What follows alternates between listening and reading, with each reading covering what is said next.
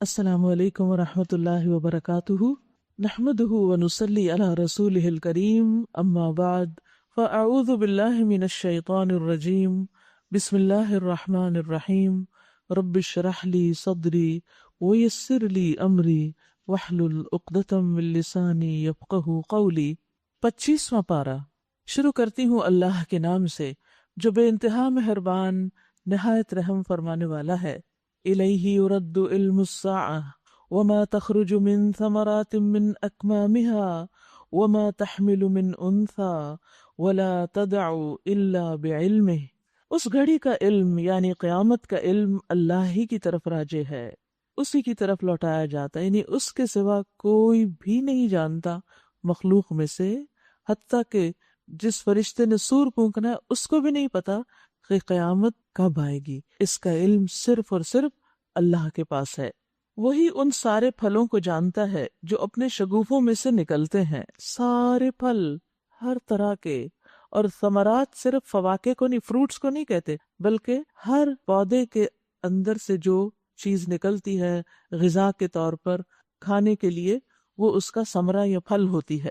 ان سب کو اللہ جانتا ہے، جتنی بھی تعداد میں ہے وہ دنیا میں، جس موسم میں ہوتے ہیں، اسی کو معلوم ہے کہ کون سی مادہ حاملہ ہوئی ہے، یعنی صرف عورت نہیں بلکہ کون سی مادہ، سب کے بارے میں۔ ما تحمل من انثى، انثى فیمیل کے لیے آتا ہے۔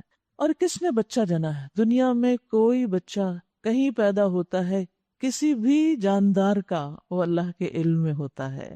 پھر جس روز وہ ان لوگوں کو پکارے گا کہ کہاں ہے میرے وہ شریک، یہ کہیں گے ہم عرض کر چکے ہیں، آج ہم میں سے کوئی اس کی گواہی دینے والا نہیں ہے۔ کوئی بھی پھر اس دن اللہ کے سوا کسی اور کو شریک نہیں مانے گا۔ اب دیکھیے کہ یہاں بات ہو رہی تھی اللہ کے علم کی، اور پھر شرک کی بات ہوئی، تو بات یہ ہے کہ اللہ سبحانہ و تعالیٰ کے علاوہ کوئی اور یہ دعویٰ کر سکتا ہے کہ مجھے معلوم ہے کہ دنیا میں کتنی مادہ کب حامل ہوئی؟ کوئی ڈاکٹر، کوئی ہاسپٹل، کوئی بھی ہرگز نہیں۔ اسی طرح کوئی یہ کہہ سکتا ہے کہ مجھے پتا ہے کہ اس وقت دنیا میں کتنے پھل اگ رہے ہیں یا اگے ہوئے ہیں یا نکل رہے ہیں، یا یہی بتا دیں کہ ایک شہر کی مارکیٹ میں صرف ایک پھل کی تعداد بتا دیں، وہ بھی نہیں بتا سکتے۔ تو علم میں بھی کوئی اللہ کا ثانی نہیں، وہی سب سے زیادہ علم رکھنے والا ہے۔ جب اس کے علم نے ہر چیز کا احاطہ کیا ہوا ہے تو پھر اسی کو الہ مانو، کسی اور کی طرف کیوں رجوع کرتے ہو؟ اس وقت وہ سارے معبود ان سے گم ہو جائیں گے جنہیں یہ اس سے پہلے پکارتے تھے، اور یہ لوگ سمجھ لیں گے کہ ان کے لیے اب کوئی جائے پناہ نہیں ہے۔ انسان کبھی بھلائی کی دعا مانگتے نہیں تھکتا۔ لا يسأم الانسان من دعاء الخیر وإن مسه الشر فیئوس قنوط۔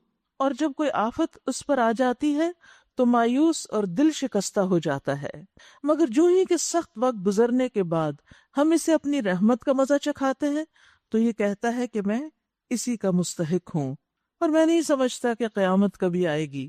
لیکن اگر واقعی میں اپنے رب کی طرف پلٹایا گیا تو وہاں بھی مزے کروں گا۔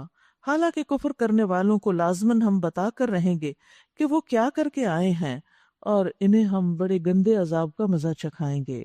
اس آیت سے یہ بات پتہ چلتی ہے کہ اپنے لیے دنیا میں ہر انسان خیر چاہتا ہے، اور اس میں کیا کیا مانگتا ہے، مثلاً خوشحالی، رزق کی کشادگی، تندرستی، بال بچوں کی خیر، امن، صحت، بہت سی چیزیں مانگتا رہتا ہے۔ لیکن کبھی ایسا بھی ہوتا ہے کہ انسان کی کوئی دعا قبول نہیں ہوتی، یعنی وقتی طور پر نہیں ہوتی یا فوراً نہیں ہوتی، تو پھر کیا ہوتا ہے؟ تکلیف آتی ہے تو صبر نہیں کرتا، فیئوس قنوط، سخت مایوس ہو جاتا ہے، نا امید ہو جاتا ہے۔ لیکن جب اللہ تعالیٰ مشکل دور کر دیتے ہیں تو پھر اللہ کو بھول کر اپنی قابلیت کی بات کرتا ہے۔ تو یہاں انسان کی دو بدترین صفات کا ذکر کیا گیا ہے، یئوس، قنوط۔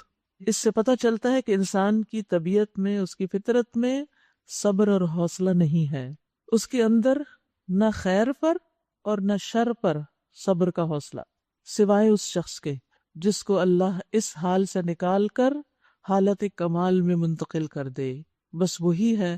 ادروائز عام انسانوں کے اندر بے صبری کا مادہ زیادہ ہے کہ جب انسان کو کوئی تکلیف پہنچتی ہے تو انسان مایوس ہو جاتا ہے اور یوں وہ غمگین ہو جاتا ہے، اور جب خوشحالی پہنچتی ہے تو اللہ ہی کو بھول جاتا ہے۔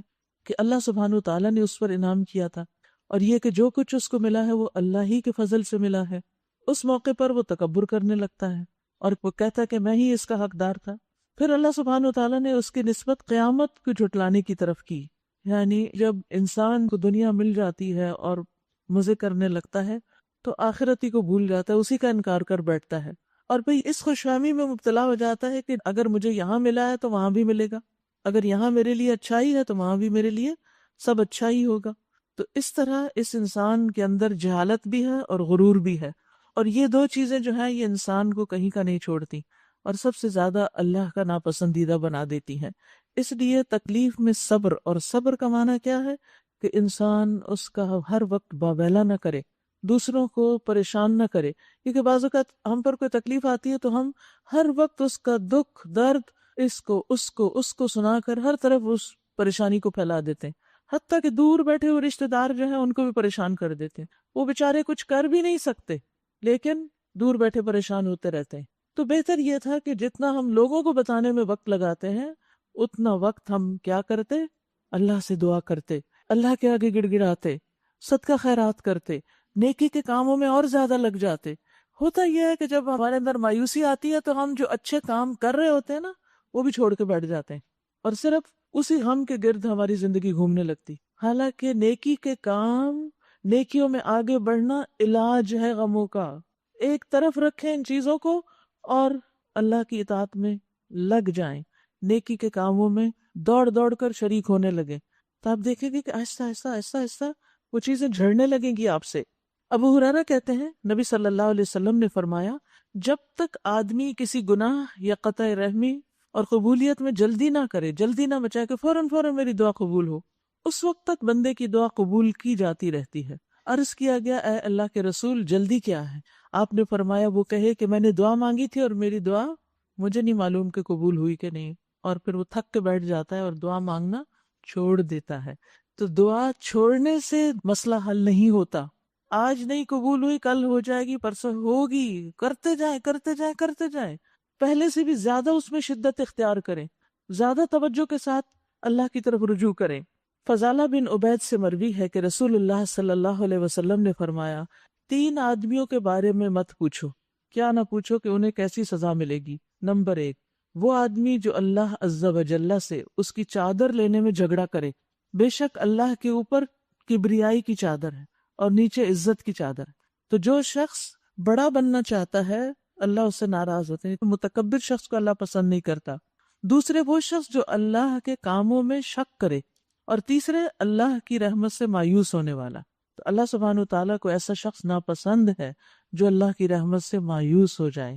تو اس مایوسی سے نکلنا بہت ضروری ہے، ہمیشہ امید سے رہیں کہ اللہ ضرور سنے گا، اور جب امید آتی ہے نا دل میں تو انسان کے اندر ایک حوصلہ آتا ہے، ایک سکون آتا ہے، ایک خوشی آتی ہے، ایک قوت آتی ہے، اور اس قوت کے ساتھ پھر آپ اٹھ بیٹھتے ہیں، ورنہ تکلیفیں آپ کو گھیر کے گرا دیتی ہیں اور کسی کام کا نہیں چھوڑتی۔ پھر اسی طرح دوسری بات یہاں یہ کی گئی 51 میں کہ جب ہم انسان کو نعمت عطا کرتے ہیں، یعنی اللہ سبحانہ تعالیٰ اس کو نعمت دیتے ہیں، تو پھر وہ کیا کرتا ہے، وَإِذَا أَنْعَمْنَا عَلَى الْإِنسَانِ أَعْرَضَ، تو وہ اعراض کرتا ہے، حق سے منہ موڑ جاتا ہے، اللہ کی اطاعت سے منہ پھیر لیتا ہے، اللہ کی یاد سے منہ پھیر لیتا ہے، وَنَأَى بِجَانِبِهِ، اور اپنا پہلو موڑ لیتا ہے، اکڑ جاتا ہے۔ لیکن پھر جب اس پہ کوئی تکلیف آتی ہے، وَإِذَا مَسَّهُ الشَّرُّ فَذُو دُعَاءٍ عَرِيضٍ، تو لمبی چوڑی دعائیں کرنے لگتا ہے۔ یعنی انسان کا حال دیکھیں، نعمت ہے تو اللہ کو یاد نہیں کرتا، تکلیف آئی تھوڑی بہت دعا کی اور پھر سخت مایوسی، جب تکلیف دور ہو گئی تو پھر اکڑ گیا، پھر تکلیف آئی پھر وہی مایوسی، پھر دعائیں کرنے لگتا ہے دوبارہ، ورنہ پھر اللہ کو بھول جاتا ہے۔ تو اس لیے بہت ضروری ہے کہ انسان اپنے اندر ایک اعتدال پیدا کرے، خوشی ہو یا غم ہو، ہر حال میں اللہ کو یاد کرتا رہے، یعنی تنگی میں صبر اور فراخی میں شکر۔ اے نبی صلی اللہ علیہ وسلم، ان سے کہیے، کبھی تم نے یہ بھی سوچا کہ اگر واقعی یہ قرآن اللہ ہی کی طرف سے ہوا اور تم اس کا انکار کرتے رہے تو اس شخص سے بڑھ کر بھٹکا ہوا اور کون ہوگا جو اس کی مخالفت میں دور تک نکل گیا ہو؟ یعنی 2 میں سے ایک بات ہوتی ہے نا ہر معاملے میں، مثلا قرآن اللہ کی طرف سے ہے یا نہیں، اللہ کی کتاب ہے یا نہیں، اگر اس میں شک ہو جسے بھی نا اللہ کے کاموں میں شک، تو اسی طرح کا شک ہوتا ہے کہ پتہ نہیں اللہ کی کتاب ہے بھی کہ نہیں، یہ سچ ہے بھی کہ نہیں، اور دوسرا یہ کہ یہ سچ ہے، حق ہے۔ اب اگر انسان شک میں رہا تو شامت آئے گی، لیکن اگر انسان اس کو حق مانتا ہے تو دونوں صورتوں میں کامیاب ہے۔ اسی طرح آخرت، ایک شخص کہتا ہے پتہ نہیں آئے گی کہ نہیں آئے گی قیامت، دوسرا کہتا ہے آئے گی۔ اب اگر نہیں آتی تو جو مانتا ہے اس کا کوئی نقصان نہیں، لیکن اگر وہ آ گئی تو نقصان کس کا ہے؟ جس نے اس کو نہیں مانا۔ تو نہ ماننا اور انکار جو ہے وہ انسان کے لیے نقصان دہ ہے۔ شک سے نکل جانا چاہیے، ایمان کی طرف بڑھنا چاہیے، کیونکہ اس میں فائدہ ہی فائدہ ہے۔ سنریہم آیاتنا فی الآفاق وفی انفسہم، ان قریب ہم ان کو اپنی نشانیاں آفاق میں بھی دکھائیں گے اور ان کے اپنے نفس میں بھی، یہاں تک کہ ان پر یہ بات کھل جائے گی کہ یہ قرآن واقعی برحق ہے۔ یعنی ایک وقت آئے گا کہ لوگ قرآن کی آیات کو سچا مان لیں گے۔ کس طرح؟ کائنات میں ان نشانیوں کو دیکھ کر جن کا ذکر قرآن کرتا ہے، اور اسی طرح انسان کے اپنے نفس کے اندر۔ اب آپ دیکھیے کہ قرآن نے انسانی تخلیق کے جو مراحل تفصیل سے بیان کیے ہیں، سورۃ المؤمنون میں بھی آپ نے دیکھا، اسی طرح سورۃ الحج میں، یہ جو تفصیلات ہیں یہ نبی صلی اللہ علیہ وسلم کو تو ذاتی طور پر معلوم نہیں تھی، اس وقت پوری دنیا میں کسی کو بھی معلوم نہیں تھی، لیکن وحی الہی کے ذریعے آپ کو دی گئی۔ اور آج آپ دیکھیں کہ انسانوں نے جب مختلف طرح کے آلات کے ذریعے یا انسانوں کے پیٹ کھول کے ان سب چیزوں کو اپنی آنکھوں سے دیکھ لیا، تو واقعی وہ لوگ اس کتاب کی حقانیت اور سچائی پر ایمان لے آئے کہ یہ اللہ ہی کی کتاب ہو سکتی ہے، کیونکہ 1400 سال پہلے یہ بات کسی کو بھی معلوم نہیں تھی، خصوصاً وہ لوگ جنہوں نے اس کو خود ڈسکور کیا۔ تو نشانیاں کائنات میں بھی ہیں اور نشانیاں خود ہماری اپنی ذات میں بھی ہیں۔ کیا یہ بات کافی نہیں ہے کہ تیرا رب ہر چیز پر گواہ ہے؟ آگاہ رہو، یہ لوگ اپنے رب کی ملاقات میں شک رکھتے ہیں، سن رکھو وہ ہر چیز پر محیط ہے۔ سورۃ الشورى، شروع کرتی ہوں اللہ کے نام سے جو بے انتہا مہربان نہایت رحم فرمانے والا ہے۔ حامیم عین سین قاف، کذالک یوحی الیک والی الذین من قبلک اللہ العزیز الحکیم۔ حامیم عین سین قاف، اسی طرح اللہ غالب و حکیم تمہاری طرف اور تم سے پہلے گزرے ہوئے رسولوں کی طرف وہی کرتا رہا ہے۔ آسمانوں اور زمین میں جو کچھ بھی ہے اسی کا ہے، اور وہ برتر اور عظیم ہے۔ قریب ہے کہ آسمان اوپر سے پھٹ پڑیں، یعنی اللہ کی عظمت و جلال کی وجہ سے۔ فرشتے اپنے رب کی حمد کے ساتھ اس کی تسبیح کر رہے ہیں، اور زمین والوں کے حق میں درگزر کی درخواستیں کیے جاتے ہیں۔ آگاہ رہو، حقیقت میں اللہ غفور الرحیم ہے۔ آپ دیکھیے یہاں اللہ سبحانہ تعالیٰ کی صفت علو اور عظمت کا بھی ذکر ہوا، پھر فرشتوں کی تسبیح کا بھی ذکر ہوا۔ خاص طور پر جو عرش اٹھائے ہوئے فرشتے ہیں وہ اللہ کی تسبیح کرتے ہیں، اور اس کے ساتھ ساتھ زمین والوں کے لیے استغفار کرتے ہیں۔ والذین اتخذوا من دونہ اولیاء اللہ حفیظ علیہم، جن لوگوں نے اس کو چھوڑ کر اپنے کچھ دوسرے سرپرست بنا رکھے ہیں، اللہ ہی ان پر نگران ہے، تم ان کے حوالہ دار نہیں، یعنی آپ ذمہ دار نہیں۔ ہاں اسی طرح اے نبی، یہ قرآن عربی ہم نے آپ کی طرف وحی کیا ہے تاکہ تم بستیوں کے مرکز یعنی شہر مکہ اور اس کے گرد و پیش رہنے والوں کو خبردار کر دو، یعنی جو دعوت مکہ سے شروع ہوئی وہ پوری دنیا تک پھیل جائے، اور جمع ہونے کے دن سے ڈرا دو جس کے آنے میں کوئی شک نہیں۔ ایک گروہ کو جنت میں جانا ہے اور دوسرے کو دوزخ میں۔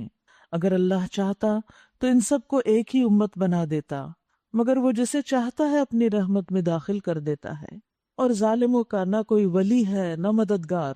کیا یہ ایسے نادان ہیں کہ انہوں نے اسے چھوڑ کر دوسرے ولی بنا رکھے ہیں؟ ولی یعنی دوست تو اللہ ہی ہے، وہی مردوں کو زندہ کرتا ہے اور وہ ہر چیز پر قادر ہے۔ وَمَا اخْتَلَفْتُمْ فِيهِ مِنْ شَيْءٍ فَحُكْمُهُ إِلَى اللَّهِ، بہت اہم آیت ہے یہ بھی۔ تمہارے درمیان جس معاملے میں بھی اختلاف ہوا اس کا فیصلہ کرنا اللہ کا کام ہے۔ آپ دیکھیے کہ انسانوں کے ذہن، سوچیں، ماحول، علم، ان کے لیولز مختلف ہوتے ہیں، اس بنا پر ان کے درمیان سوچ کا اختلاف پایا جاتا ہے، کبھی دین کے معاملے میں، کبھی دنیا کے معاملے میں بھی۔ جہاں تک دنیا کا معاملہ ہے وہ تو اپنی جگہ، لیکن دین کے معاملے میں جو اختلافات ہیں، کیونکہ ہر گروہ اپنے آپ کو حق پہ سمجھتا ہے، تو ان اختلافات کا فیصلہ کون کرے گا کہ کون سچا اور کون نہیں؟ اللہ ہی کرے گا. فحکمہ الی اللہ. تو اس لیے اختلافات کے موقع پر ہمیں قرآن و سنت کی طرف رجوع کرنا چاہیے. اس معاملے میں اللہ تعالیٰ کیا فرماتا ہے. اور دوسرے یہ کہ انسان کچھ معاملات کو دنیا میں حل نہیں کر سکتا، کیونکہ کچھ جھگڑے تو پھر دین ہی کی بنیاد پر لوگوں میں پیدا ہو جاتے ہیں، وہ بھی سوچ اور سمجھ کے فرق کی وجہ سے اور علم کے لیول کے فرق کی وجہ سے بھی. ایسے میں بھی انسان کو پھر معاملات اللہ کے سپرد کر دینا چاہیے، اور ان معاملوں میں زیادہ بحث مباحثہ اور جھگڑا اور ایک دوسرے کے ساتھ تعلقات کی خرابی تک نوبت نہیں آنی چاہیے. یعنی ڈفرنس مینجمنٹ کیا ہے کہ اختلاف کے باوجود اتحاد رہے، تب اختلافات جو ہیں وہ اپنی حد کے اندر رہتے ہیں. کہ آپ کی سوچ فرق ہے، مثلا ہسبینڈ وائف ہیں، آپ عورت ہیں وہ مرد ہیں، بایولوجیکل ڈفرینسز ہیں آپ دونوں میں، دونوں کا دائرہ کار فرق ہے، دونوں کا مزاج اور شخصیت فرق ہے. اختلاف کیسے نہیں ہوگا؟ بہت سی چیزوں میں فرق آئے گا، اختلاف ہوگا، لیکن اس کو مخالفت نہیں بنا لینا چاہیے. یعنی کہ محاذ جنگ کسی کیفیت نہیں اختیار کر لینی چاہیے اس اختلاف کو. اور اس بات کو سمجھنا چاہیے کہ دوسرا شخص مجھ سے مختلف ہے، اس لیے اس کی بات مختلف ہے، اور اس کے باوجود ہم اکٹھے رہ سکتے ہیں. اور اس کا طریقہ کیا ہے کہ آپ اپنے نقطہ نظر کو بیان کر دیں، اس پر انسسٹ نہ کریں کہ نہیں ہوگی بات تو یہی ہوگی ورنہ نہیں ہوگی، یہ پکے گا ورنہ کچھ نہیں پکے گا. یہ نہیں ہونا چاہیے. ٹھیک ہے آپ کا نہیں دل چاہتا وہ کھانے کو تو کوئی بات نہیں، دوسرے کا دل چاہ رہا ہے تو آج اس کی بات مان لیں، کل اپنا کچھ کر لیں. یعنی صبر کے ساتھ، حکمت کے ساتھ بہت سے معاملات سلجھائے جا سکتے ہیں. یاد رکھیے یہ انسان کی میچورٹی کی علامت ہوتی کہ وہ اختلافات کو کس طریقے سے حل کرتا ہے. اور اختلافات کے موقع پر لڑائی جھگڑے کی کیفیت پیدا ہو جانا اور بدتمیزی پہ اتر آنا اور بد اخلاقی پہ اتر آنا، یہ انتہائی ناسمجھی اور اممیچورٹی کا طریقہ ہوتا ہے. تو اس سے پناہ مانگنی چاہیے.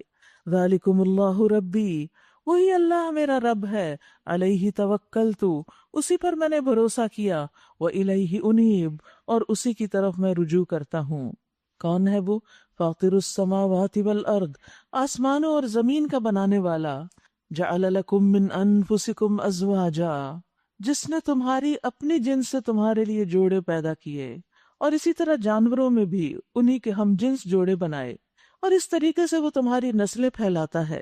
کائنات کی کوئی چیز اس کے مشابہ نہیں. لیس کمثلہ شیء، یہ بات ہمارے ذہن نشین ہو جانی چاہیے کہ کوئی بھی اللہ سبحانہ تعالیٰ کی طرح نہیں. لیس کمثلہ شیء، اس جیسی کوئی چیز نہیں. وہ سب کچھ سننے اور دیکھنے والا ہے. آسمانوں اور زمین کے خزانوں کی کنجیاں اس کے پاس ہیں. جسے چاہتا ہے کھلا رزق دیتا ہے، جسے چاہتا ہے نپا تلا دیتا ہے. اسے ہر چیز کا علم ہے. سبحان اللہ، ہر چیز کا اس کو علم ہے، اور اس علم کی بنا پر وہ فیصلہ کرتا ہے کہ کس کو کتنا رزق دیا جانا چاہیے. بعض اوقات اللہ سبحانہ و تعالیٰ کسی کو زیادہ دیتا ہے، پھر زیادہ دے کے کم کر دیتا ہے، کبھی کم کر کے زیادہ کر دیتا ہے. یہ اس کو پتا ہے کہ بندے کے لیے کیا چیز زیادہ بہتر ہے. کیونکہ بعض لوگوں کو اگر زیادہ رزق مل جائے تو وہ اپنی آخرت خراب کر بیٹھے، تکبر میں حد سے گزر جائیں، سرکش بن جائیں. اور کچھ لوگوں کو اگر فقر میں مبتلا کیا جائے تو وہ ان کے لیے سخت آزمائش اور کفر کا سبب بن جائے. اس لیے اللہ کے فیصلوں پر راضی رہنا چاہیے اور اس سے خیر اور عافیت مانگتے رہنا چاہیے. شرع لکم من الدین ما وصى به نوحا والذی اوحینا الیک، اس نے تمہارے لیے دین کا وہی طریقہ مقرر کیا جس کا حکم اس نے نوح علیہ السلام کو دیا تھا، اور جسے اب تمہاری طرف ہم نے وحی کے ذریعے سے بھیجا ہے، اور جس کی ہدایت ہم ابراہیم اور موسیٰ اور عیسیٰ علیہ السلام کو دے چکے ہیں، اس تاکید کے ساتھ کہ قائم کرو اس دین کو اور اس میں متفرق نہ ہو جاؤ، یعنی دین میں اختلاف مت کرو. یہی بات ان مشرکین کو سخت ناگوار ہوئی ہے جس کی طرف اے محمد صلی اللہ علیہ وسلم آپ انہیں دعوت دے رہے ہیں. کس چیز کی دعوت دے رہے تھے آپ ان کو؟ توحید کی. تو یہاں دین سے مراد توحید ہے، قانون نہیں ہے، کیونکہ شریعتیں تو ہر پیغمبر کی الگ الگ تھیں. اصل دین یعنی توحید سب کے درمیان مشترک ہے. اور جب یہ کہا گیا ان اقیم الدین، تو اس کا مطلب دین قائم کرنا یعنی اللہ کی توحید اختیار کرنا اور اس کی اطاعت کرنا ہے. اللہ اور اس کے رسولوں اور کتابوں اور آخرت پر ایمان لانا ہے. جہاں تک فروعی احکامات ہیں وہ مختلف شریعتوں میں مختلف طرح رہے ہیں. اب آپ دیکھیے کہ جیسے نماز کا طریقہ جو ہے اس میں کچھ نہ کچھ اختلاف پہلی شریعتوں میں بھی رہا، اور ہماری شریعت کے اندر بھی تھوڑا بہت اختلاف آ جاتا ہے. یہ چیزیں وہ نہیں جن کی بنا پر ہم ایک دوسرے سے جھگڑے کریں اور ایک دوسرے کو برا بھلا کہیں اور ایک دوسرے کو گمراہ قرار دے دیں اور ایک دوسرے کی عزت احترام اور اس سے محبت کرنا چھوڑ دیں، چاہے وہ شخص کتنا بھی متقی اور پرہیزگار ہو۔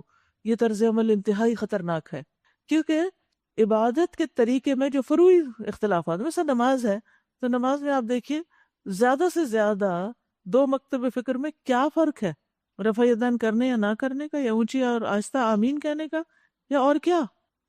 تو اب آپ دیکھیے کہ اس بنا پر اگر مسجدیں الگ کر لی جائیں اور اس بنا پر ایک دوسرے کو برا بھلا کہا جائے تو یہ ہم سے مطلوب نہیں۔ اصل جو اختلاف ہے وہ توحید اور شرک کا ہے، جس پر انسان کو فوکس کرنا چاہیے، کیونکہ ہر پیغمبر نے اسی کی طرف بلایا اور مشرکین کو یہی بات ناگوار ہوتی ہے کہ آپ ایک رب کی بات کیوں کرتے ہیں؟ اللہ جسے چاہتا ہے اپنا کر لیتا ہے اور اپنی طرف آنے کا راستہ اسی کو دکھاتا ہے جو اس کی طرف رجوع کرے۔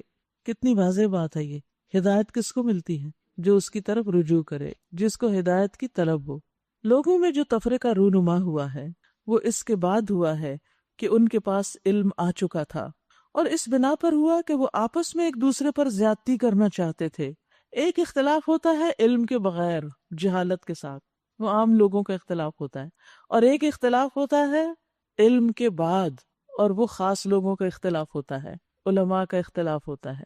تو اس میں عموماً پھر سرکشی جو ہے یا ایک دوسرے پر زیادتی جو ہے وہ ان کو اکٹھا نہیں ہونے دیتی۔ ہر ایک کیا چاہتا ہے کہ میری بات سب سے اہم ہو، وہ مان لی جائے۔ اگر تیرا رب پہلے ہی یہ نہ فرما چکا ہوتا کہ ایک وقت مقرر تک فیصلہ ملتوی رکھا جائے گا، یعنی قیامت کے دن تک، تو ان کا قضیہ چکا دیا گیا ہوتا۔ اور حقیقت یہ ہے کہ اگلوں کے بعد جو لوگ کتاب کے وارث بنائے گئے وہ اس کی طرف سے بڑے اضطراب انگیز شک میں پڑے ہوئے ہیں۔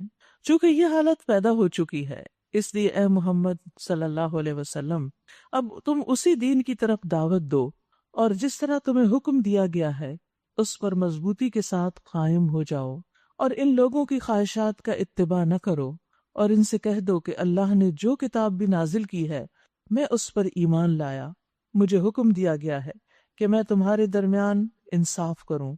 اللہ ہی ہمارا رب بھی ہے اور تمہارا رب بھی، ہمارے اعمال ہمارے لیے ہیں اور تمہارے اعمال تمہارے لیے، ہمارے اور تمہارے درمیان کوئی جھگڑا نہیں۔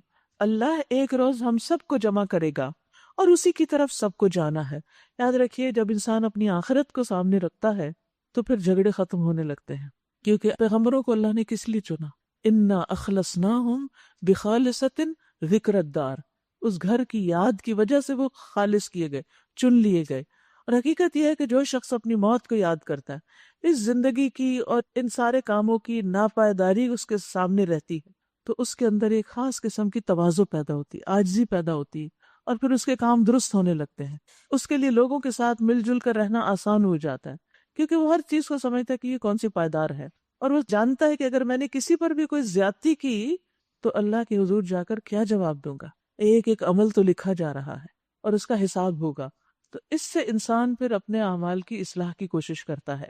والذین یحاجون فی اللہ من بعد ما استجیب له حجتهم داحدۃ عند ربهم وعلیہم غضب ولہم عذاب شدید۔ اللہ کی دعوت پر لبیک کہے جانے کے بعد جو لوگ لبیک کہنے والوں سے اللہ کے دین کے معاملے میں جھگڑا کرتے ہیں، ان کی حجت بازی ان کے رب کے نزدیک باطل ہے، اور ان پر اس کا غضب ہے، اور ان کے لیے سخت عذاب ہے۔ وہ اللہ ہی ہے جس نے حق کے ساتھ یہ کتاب اور میزان نازل کی ہے، اور تمہیں کیا خبر، شاید کہ فیصلے کی گھڑی قریب ہی آ لگی ہو۔ جو لوگ اس کے آنے پر ایمان نہیں رکھتے وہ تو اس کے لیے جلدی مچاتے ہیں، مگر جو اس پر ایمان رکھتے ہیں وہ اس سے ڈر جاتے ہیں، یعنی آخرت کا ذکر آتے ہی ڈر جاتے ہیں اور جانتے ہیں کہ یقیناً وہ آنے والی ہے۔ خوب سن لو، جو لوگ اس گھڑی کے آنے میں شک ڈالنے والی بحثیں کرتے ہیں وہ گمراہی میں بہت دور نکل گئے ہیں۔ قیامت سے ڈرنے کی وجہ قیامت پر ایمان ہوتا ہے کہ ضرور آئے گا وہ دن جس دن انسان کے اعمال کی جزا سزا دی جائے گی، اور وہ اپنے رب کی بھی معرفت رکھتے ہیں کیونکہ رب ہر چیز جانتا ہے۔ کہیں ایسا نہ ہو کہ رب انہیں کسی چیز پر پکڑ لے۔ دنیا والوں سے تو انسان اپنے اعمال چھپا سکتا ہے لیکن رب سے کچھ بھی چھپا ہوا نہیں۔ قرآن مجید میں اس دن کے بارے میں آتا ہے وَيَخَافُونَ يَوْمًا كَانَ شَرُّهُ مُسْتَطِيرًا، کہ وہ اس دن سے ڈرتے ہیں جس کی مصیبت بہت زیادہ پھیلی ہوئی ہوگی، یعنی تکلیف دہ دن ہوگا۔ اور یاد رکھیے دنیا میں ڈرنے والا آخرت میں فائدے میں رہے گا، جو یہاں ڈرتا ہے وہ وہاں نہیں ڈرے گا، کیونکہ نبی صلی اللہ علیہ وسلم نے فرمایا، اللہ تعالیٰ فرماتے ہیں مجھے میری عزت کی قسم میں اپنے بندے پر 2 امن اور 2 خوف جمع نہیں کروں گا، یعنی اگر میرا بندہ دنیا میں مجھ سے امن میں رہا تو میں اسے اس دن خوف میں مبتلا کروں گا جس دن اپنے بندوں کو جمع کروں گا، اور اگر وہ دنیا میں مجھ سے ڈر گیا تو لوگوں کے جمع ہونے والے دن میں اسے امن عطا کروں گا۔ تو یاد رکھیے قیامت سے ڈرنے والے قیامت کے دن کی رسوائی سے دراصل ڈرتے کہ اس دن ساری مخلوق کے سامنے بے عزتی نہ ہو۔ آج بھی آپ دیکھیں کہ لوگ بے عزتی سے بہت ڈرتے ہیں، دنیا میں بھی بہت سے کام نہ چاہتے ہوئے بھی کیوں کرتے ہیں انسان کہ اگر نہ کیا تو بے عزتی ہوگی۔ اسی طرح بعض اوقات لوگ عزت بنانے کی خاطر بڑے بڑے قرضے اٹھا لیتے ہیں، اپنی جان کو مشقت میں ڈال لیتے ہیں کہ اگر یہ کام نہ کیا تو ناک کٹ جائے گی۔ دنیا میں کتنے لوگ زیادہ سے زیادہ ہمیں جانتے ہیں؟ اگر ہم گنیں کہ کتنے لوگ، چند 100، چند ہزار، سو وٹ، بس ختم۔ ایک ملک میں رہنے والے وہی آپس میں زیادہ سے زیادہ، اگر کوئی بہت بھی مشہور ہو جائے تو کتنا ہو جائے گا؟ کوئی بھی شخص ایسا نہیں اس دنیا میں جس کو پوری دنیا کے لوگ جانتے ہوں، نہیں جانتے۔ تو آپ دیکھیے کہ یہاں اگر کسی معاملے میں لوگوں کی نظروں میں ہم گر بھی گئے تو زیادہ سے زیادہ کیا ہوگا؟ کچھ دن کے بعد وہ بھول جائیں گے، انہیں یاد بھی نہیں رہے گا کہ کیا ہوا تھا۔ اخباروں میں آپ جو بھی اسکینڈلز پڑھتے ہیں اور بڑی بڑی باتیں ایک دوسرے کے خلاف لوگ کہہ رہے ہوتے ہیں، کیا سب یاد ہے آپ کو کس نے کس کے بارے میں کیا کہا تھا؟ پرواہ بھی نہیں ہوتی 2 دن کے بعد کسی کو، اور بہت سے لوگ تو اس کو پڑھتے بھی نہیں اور بہت سے لوگ اس کو مانتے بھی نہیں۔ لیکن قیامت کے دن تو جو بات کسی کے بارے میں کہی جائے گی وہ بالکل سچ ہوگی اور پوری مخلوق کے سامنے ہوگی۔ وہ رسوائی اصل رسوائی ہے، اس لیے اللہ سے دعا کرنی چاہیے، وَلَا تُخْزِنَا یوم القیامہ، اللہ ہمیں قیامت کے دن رسوائی نہ دینا، کیونکہ قیامت کے دن کی رسوائی کیا ہے کہ مخلوق کے سامنے کوئی جہنم میں پھینک دیا جائے۔ نبی صلی اللہ علیہ وسلم یہ دعا کیا کرتے تھے، اللہم لا تخزنی یوم القیامہ، اے اللہ مجھے قیامت کے دن رسوا نہ کرنا۔ اللہم انی اعوذ بک من ضیق الدنیا و ضیق یوم القیامہ، اے اللہ میں تیری پناہ مانگتا ہوں دنیا کی تنگی اور قیامت کے دن کی تنگی سے، کہ وہاں کسی قسم کی کوئی ذلت، رسوائی اور تنگی نہ ہو ہم پر۔ اللہ لطیف بعبادہ یرزق من یشاء، اللہ اپنے بندوں پر بہت مہربان ہے، جسے جو کچھ چاہتا ہے دیتا ہے، اور وہ بڑی قوت والا اور زبردست ہے۔ اس صورت میں اللہ سبحانہ وتعالیٰ کی بہت سی صفات کا ذکر آ رہا ہے۔ یہاں پر اللہ کی صفت لطیف کا ذکر آیا ہے کہ اللہ اپنے بندوں پر مہربان ہے۔ اس کی مہربانیوں کے مختلف انداز ہوتے ہیں، کس کس طرح وہ مہربانی کرتا ہے اپنے بندوں پر۔ سب سے بڑی بات تو یہ کہ انسان جب مخلوق سے مایوس ہوتا ہے اور اللہ پر توکل کرتا ہے، اس کی طرف رجوع کرتا ہے، تو اللہ سبحانہ وتعالیٰ اس کی طرف متوجہ ہو جاتا ہے۔ پھر اسی طرح یہ بھی کہا گیا کہ اللطیف وہ ہستی ہے جو اپنے بندوں کی اچھائیوں کو تو نشر کرتا ہے لیکن عیبوں کی پردہ پوشی کرتا ہے۔ اب دیکھیے ہم تھوڑا سا بھی اچھا کام کرتے ہیں نا تو سب ہماری تعریف شروع کر دیتے ہیں، اور انہیں یہ نہیں پتا ہوتا کہ ہمارے کون کون سے گناہ بھی ہیں۔ تو وہ اللہ ہی ہے نا جس نے پردے ڈھانکے ہوئے ہیں، اور ہمارے عیب، اور سب سے بڑی بات یہ کہ ہمارے دل کے اندر کیا ہے، ہماری نیتیں کیا ہیں۔ ایک اچھا کام کرتے ہوئے جو لوگوں کی نظر میں بڑا اچھا ہے اور اس میں بڑی تعریف ہو رہی ہے، صرف اللہ ہی جانتا ہے کہ ہماری نیت کیا ہے، اس میں نیت بھی اچھی ہے کہ نہیں۔ اگر اللہ تعالیٰ اسی وقت کھول دے یہ جو بڑی اچھی نماز پڑھ کے دکھا رہا ہے نا، یہ تمہیں دکھانے کے لیے پڑھ رہا ہے، دکھاوے کی پڑھ رہا ہے، تو سوچیں کہ ہمارا حال کیا ہو۔ لیکن اللہ نے اس کو چھپا دیا، یہ اللہ کا لطف و کرم ہے۔ اسی طرح صدقہ خیرات کے وقت ہماری نیت کیا ہے، کسی اور خیر کے کام میں ہماری نیت کیا ہے، اللہ کو پتہ ہے۔ اسی طرح ہم پبلک میں کیا کرتے ہیں، ہم چھپ کے کیا کرتے ہیں، اللہ کو پتہ ہے۔ تو اللہ پردے رکھتا ہے اور یہ اس کی مہربانی ہے، یہ اس کا لطف و کرم ہے۔ پھر اسی طرح تھوڑے عمل پہ زیادہ ثواب دیتا ہے، یہ اس کا لطف و کرم ہے۔ اسی طرح وہ مشکلوں کو آسان کرتا ہے، نافرمانی پر جلد سزا نہیں دیتا، مانگنے والے کو خالی ہاتھ نہیں لوٹاتا، امید رکھنے والے کو مایوس نہیں کرتا، توکل کرنے والے کو نامراد نہیں کرتا۔ اور پھر انسان پر اللہ سبحانہ وتعالی خود اس کی اپنی ذات سے بھی زیادہ مہربان ہے، یعنی جتنے ہم اپنے اوپر خود مہربان ہو سکتے ہیں نا، اللہ تعالیٰ اس سے بھی زیادہ مہربان ہے، کیونکہ ہمیں اپنے نفع نقصان کا خود بھی نہیں پتا، اور ہم کئی ایسے کاموں میں ہاتھ ڈالنے والے ہوتے ہیں جن سے اللہ ہمیں روک لیتا ہے، ہم ناراض ہو کے بیٹھ جاتے ہیں کہ رکاوٹ کیوں آ گئی۔ حالانکہ اللہ کو پتا ہوتا ہے کہ یہاں اس کام کو اسے نہیں کرنا چاہیے، یہ چیز اس شخص کو نہیں ملنی چاہیے. آپ دیکھیں نا بعض اوقات بچے کوئی ایسا کھلونا یا ایسی چیز اٹھا رہے ہوتے ہیں کہ آپ فوراً دوڑ کے پہنچ جاتے ہیں، اس کو اٹھانے نہیں دیتے. اب اس وقت بچے کا حال کیا ہوتا ہے؟ وہ رو رہا ہوتا ہے، وہ ضد کر رہا ہوتا ہے، مجھے یہ چاہیے، مجھے یہی چاہیے، اور ماں اس کو نہیں دے رہی ہوتی. کیوں؟ اس پہ رحم کرتے ہوئے یا ظلم کرتے ہوئے؟ رحم کرتے ہوئے. اسی طرح ہم بھی اپنی زندگی میں جب کسی چیز کی کمی پاتے ہیں، یا کوئی دکھ آتا ہے، یا کوئی تکلیف دور ہونی چاہیے، کوئی چیز مل جانی چاہیے، ہم مانگتے ہیں وہ نہیں دے رہا. وہ مہربان ہے ہمارے حق میں، اس لیے کہ اگر وہ چیز مل گئی جو ہم چاہ رہے ہیں تو کیا ہوگا؟ ہو سکتا ہے کہ دنیا میں بھی اور آخرت میں بہت بڑا نقصان ہو جائے. تو وہ ہم پر رحم کر رہا ہوتا ہے اور ہم اس کا ظلم سمجھ رہے ہوتے ہیں کہ ہمارے ساتھ زیادتی ہو رہی ہے. تو اس لیے اللہ سبحانہ وتعالیٰ کے ہر فیصلے کو خوشی سے قبول کریں، اور ہر معاملے میں اللہ پر بھروسہ کریں، اس سے پوری امید رکھیں، کیونکہ وہ ایسی جگہ سے دیتا ہے جہاں سے انسان سوچ بھی نہیں سکتا. وَمَن يَتَّقِ اللَّهَ يَجْعَل لَّهُ مَخْرَجًا وَيَرْزُقْهُ مِنْ حَيْثُ لَا يَحْتَسِبُ. آپ دیکھیں کہ حضرت مریم کو وہ کیسے کیسے رزق پہنچاتا تھا. حالانکہ ان کے کفیل زکریا علیہ السلام تھے، لیکن رزق کا بندوبست اللہ تعالیٰ خود ہی فرما دیتے.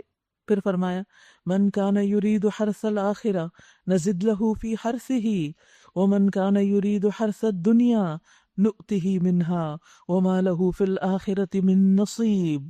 جو کوئی آخرت کی کھیتی چاہتا ہے اس کی کھیتی کو ہم بڑھاتے ہیں، یعنی کئی گنا اجر زیادہ کر دیتے ہیں. اور جو دنیا کی کھیتی چاہتا ہے، یعنی وہ اپنی ایفرٹ کا پھل یہی دیکھنا چاہتا ہے، جو میں نے محنت کوشش کی ہے اس کا نتیجہ سامنے آ جائے، زندگی میں ہی آ جائے، تو اللہ تعالیٰ کہتے ہیں اسے ہم دنیا میں ہی پھر دے دیتے ہیں اور آخرت میں اس کا کوئی حصہ نہیں. تو ہماری نیت کیا ہونی چاہیے کہ جو ہم اچھا کر رہے ہیں اللہ ہمیں اپنے پاس سے اجر دے. وہ آخرت میں بھی دے گا، وہ دنیا میں بھی بھلائی دے گا.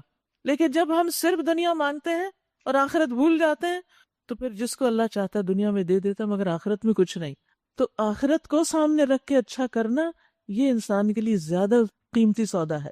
کیا یہ لوگ کچھ ایسے شریک رکھتے ہیں جنہوں نے ان کے لیے دین کی نوعیت رکھنے والا ایک ایسا طریقہ مقرر کر دیا ہے جس کا اللہ نے انہیں اذن نہیں دیا؟ اگر فیصلے کی بات پہلے طے نہ ہو گئی ہوتی تو ان کا قصہ چکا دیا جاتا. یقیناً ان ظالموں کے لیے دردناک عذاب ہے. تم دیکھو گے یہ ظالم اس وقت اپنے کیے کے انجام سے ڈر رہے ہوں گے اور وہ ان پر آ کر رہے گا، بخلاف اس کے جو لوگ ایمان لے آئے اور جنہوں نے نیک عمل کیے وہ جنت کے گلستانوں میں ہوں گے. جو کچھ بھی وہ چاہیں گے اپنے رب کے ہاں پائیں گے، یہی بڑا فضل ہے. یہ ہے وہ چیز جس کی خوشخبری اللہ ان بندوں کو دیتا ہے جنہوں نے مان لیا اور نیک عمل کیے. اے نبی صلی اللہ علیہ وسلم ان سے کہہ دیجئے کہ میں اس کام پر تم سے کسی اجر کا طالب نہیں ہوں، البتہ قرابت کی محبت ضرور چاہتا ہوں. یعنی میرا اور تمہارا ایک رشتہ بھی ہے. اگر تم میرے پیغام سے اتفاق نہیں بھی کرتے تو اس رشتہ داری کا حق تو نہیں بھولو. جو کوئی بھلائی کمائے گا ہم اس کے لیے اس بھلائی میں خوبی کا اضافہ کر دیں گے، نزد لہو فیہا حسنا، اس کو کئی گنا زیادہ بڑھا دیں گے. ان اللہ غفور شکور، بے شک اللہ تعالیٰ بڑا درگزر کرنے والا قدردان ہے. کیا یہ لوگ کہتے ہیں کہ اس شخص نے اللہ پر جھوٹا بہتان گھڑ لیا ہے، یعنی اپنے پاس سے یہ باتیں بتا رہے ہیں؟ اگر اللہ چاہے تو تمہارے دل پر مہر کر دے، وہ باطل کو مٹا دیتا ہے اور حق کو اپنے فرمانوں سے حق کر دکھاتا ہے، سینوں کے چھپے ہوئے راز تک جانتا ہے. وَهُوَ الَّذِي يَقْبَلُ التَّوْبَةَ عَنْ عِبَادِهِ وَيَعْفُو عَنِ السَّيِّئَاتِ وَيَعْلَمُ مَا تَفْعَلُونَ. وہی ہے جو اپنے بندوں سے توبہ قبول کر لیتا ہے. گناہ کے بعد بندے جب اس کی طرف لوٹتے ہیں تو وہ ان کے عذر اور ان کے جو وجہ ہوتی ہے اس کو قبول کر لیتا ہے، ان کے گناہ کے اعتراف کو تسلیم کر لیتا ہے اور ان پر مہربان ہو جاتا ہے. یاد رکھیے کہ اللہ نے مغفرت کا وعدہ کر رکھا ہے، واللہ یعدکم مغفرۃ. اس لیے گناہ ہو جائے تو بخشش مانگنے میں دیر نہ کریں، اور اللہ اپنے بندوں کی توبہ سے خوش ہوتا ہے. حدیث میں آتا ہے اللہ تم میں سے کسی کی توبہ پر اس سے زیادہ خوش ہوتا ہے جتنا تم میں سے کوئی اپنی گمشدہ سواری کو پا لینے کے وقت خوش ہوتا ہے. اس کا اندازہ اس شخص کو ہو سکتا ہے جیسے کسی کی کوئی کار چوری ہو گئی ہو اور پھر وہ صحیح سلامت مل جائے تو کیسا فیل کریں گے. یعنی اس وقت آپ کی خوشی اور ایکسائٹمنٹ کا کیا حال ہوگا کہ ایک چیز جو ہاتھ سے نکل گئی تھی اور دوبارہ آپ کو ملی. اللہ تعالیٰ اس سے بھی زیادہ خوش ہوتا ہے جب ایک بندہ توبہ کرتا ہے اور پھر بار بار گناہوں کے باوجود اللہ تعالیٰ معاف کر دیتا ہے. اللہ تعالیٰ بندوں سے درگزر کرتا ہے اور بعض اوقات ان کی برائیوں کو بھی نیکیوں میں بدل دیتا ہے۔ پھر فرمایا حالانکہ تم لوگوں کے سب افعال کا اسے علم ہے، وہ ایمان لانے والوں اور نیک عمل کرنے والوں کی دعا قبول کرتا ہے، وَيَسْتَجِيبُ دعا قبول کرتا ہے۔ تو دعا کی قبولیت کے لیے نیک عمل کی بات یہاں کی گئی ہے، اور اپنے فضل سے اور زیادہ ان کو دیتا ہے، یعنی وہ بھی دیتا ہے جو ہم مانتے ہیں اور وہ بھی دیتا ہے جو ہم مانتے بھی نہیں ہیں۔ رہے انکار کرنے والے تو ان کے لیے دردناک سزا ہے۔ وَلَوْ بَسَطَ اللَّهُ الرِّزْقَ لِعِبَادِهِ لَبَغَوْا فِي الْأَرْضِ وَلَكِنْ يُنَزِّلُ بِقَدَرٍ مَّا يَشَاءُ إِنَّهُ بِعِبَادِهِ خَبِيرٌ بَصِيرٌ۔ اگر اللہ اپنے سب بندوں کو کھلا رزق دے دیتا تو وہ زمین میں سرکشی کا طوفان برپا کر دیتے، مگر وہ ایک حساب سے جتنا چاہتا ہے نازل کرتا ہے۔ یقیناً وہ اپنے بندوں سے باخبر ہے اور ان پر نگاہ رکھتا ہے۔ یہاں پر یہ قاعدہ بتا دیا گیا کہ اللہ تعالیٰ بعض اوقات بندوں کا رزق تنگ کیوں کر دیتا ہے اور سب کو زیادہ کیوں نہیں دیتا جبکہ اس کے پاس بہت سے خزانے ہیں۔ اس کی وجہ بتا دی گئی، وہ کیا کہ انسان دنیا میں سرکشی برپا کر دیتے۔ تو یاد رکھیے رزق کی تنگی کوئی ذلت کی بات نہیں ہے۔ کسی کا غریب ہونا ضروری نہیں کہ وہ اللہ کی نگاہ میں بھی کوئی مقام نہ رکھتا ہو۔ بعض لوگ جو تنگی میں اور تکلیف میں اپنے رب کو یاد رکھتے ہیں وہ ان سے افضل ہوتے ہیں جو خوشحالی میں اس کو بھول جاتے ہیں۔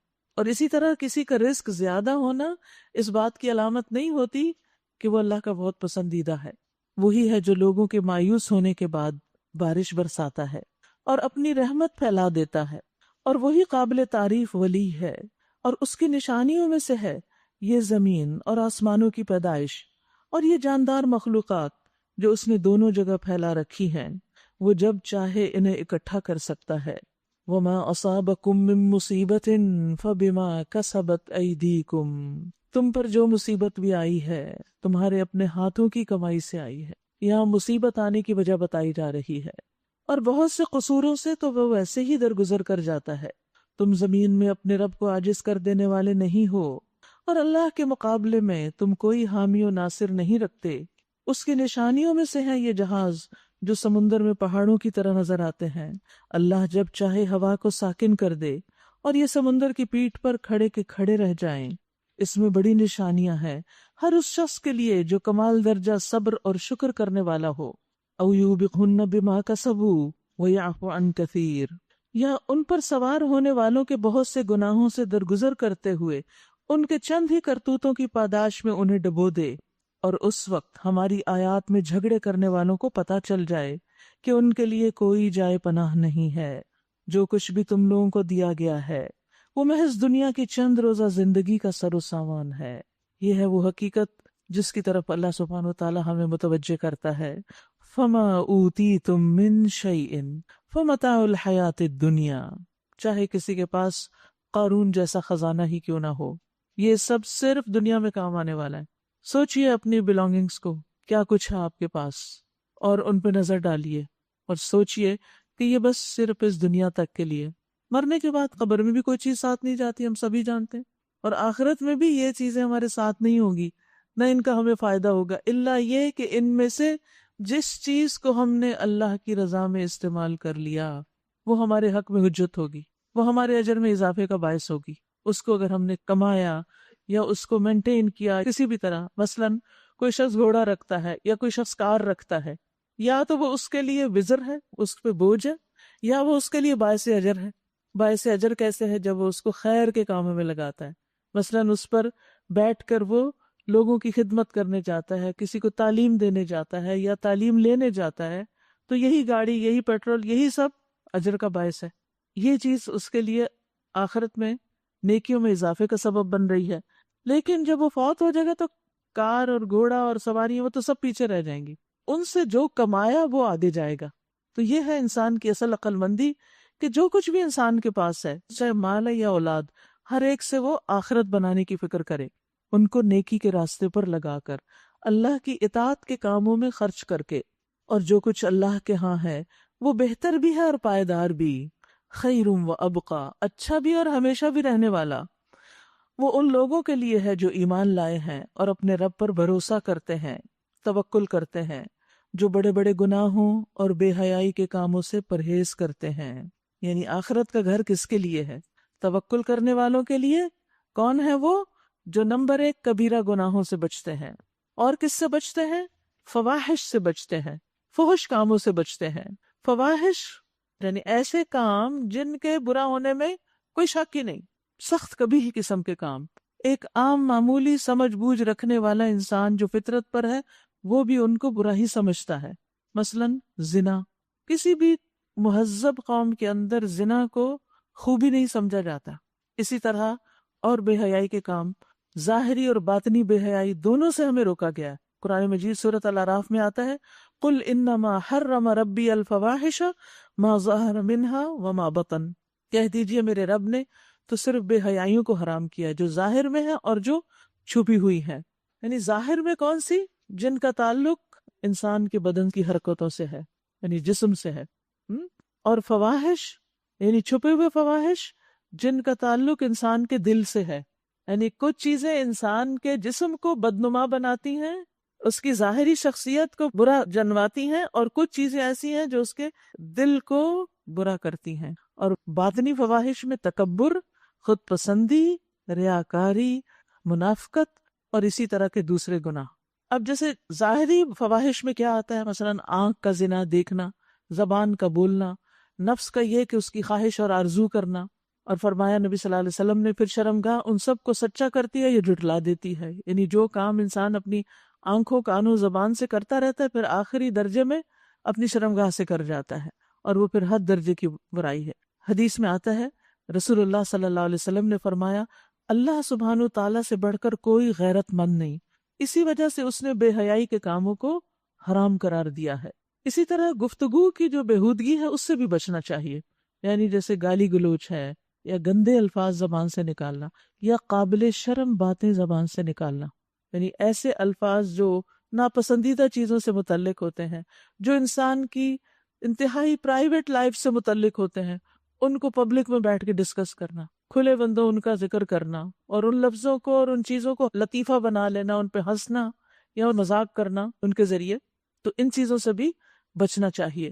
عبداللہ بن مسعود سے روایت ہے، کہتے ہیں مومن کے اخلاق میں سے سب سے قابل ملامت بےہودہ گوئی ہے، بری باتیں زبان سے نکالنا. یہ بد اخلاقی کی سب سے بڑی قسم ہے. حدیث میں آتا ہے آپ صلی اللہ علیہ وسلم نے فرمایا مومن تانا دینے والا نہیں ہوتا، وہ کسی کے اوپر چوٹیں نہیں کرتا، تانے نہیں دیتا، نہ لعنتیں کرنے والا، نہ فحش کلامی کرنے والا، اور نہ گالی گلوچ کرنے والا. فحش کلامی کو قیامت کی نشانی بتایا گیا، اور اس سے بچنے کی ضرورت ہے، ان کاموں سے توبہ کی ضرورت ہے.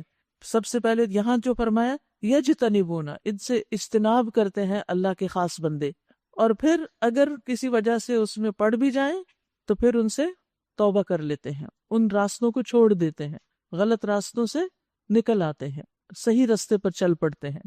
اس کے لیے دعا بھی ہے اللہم الف بین قلوبنا واصلح ذات شأننا واہدنا سبل السلام ونجنا من الظلمات الى النور واصرف عنا الفواحش ما ظہر منها وما بطن.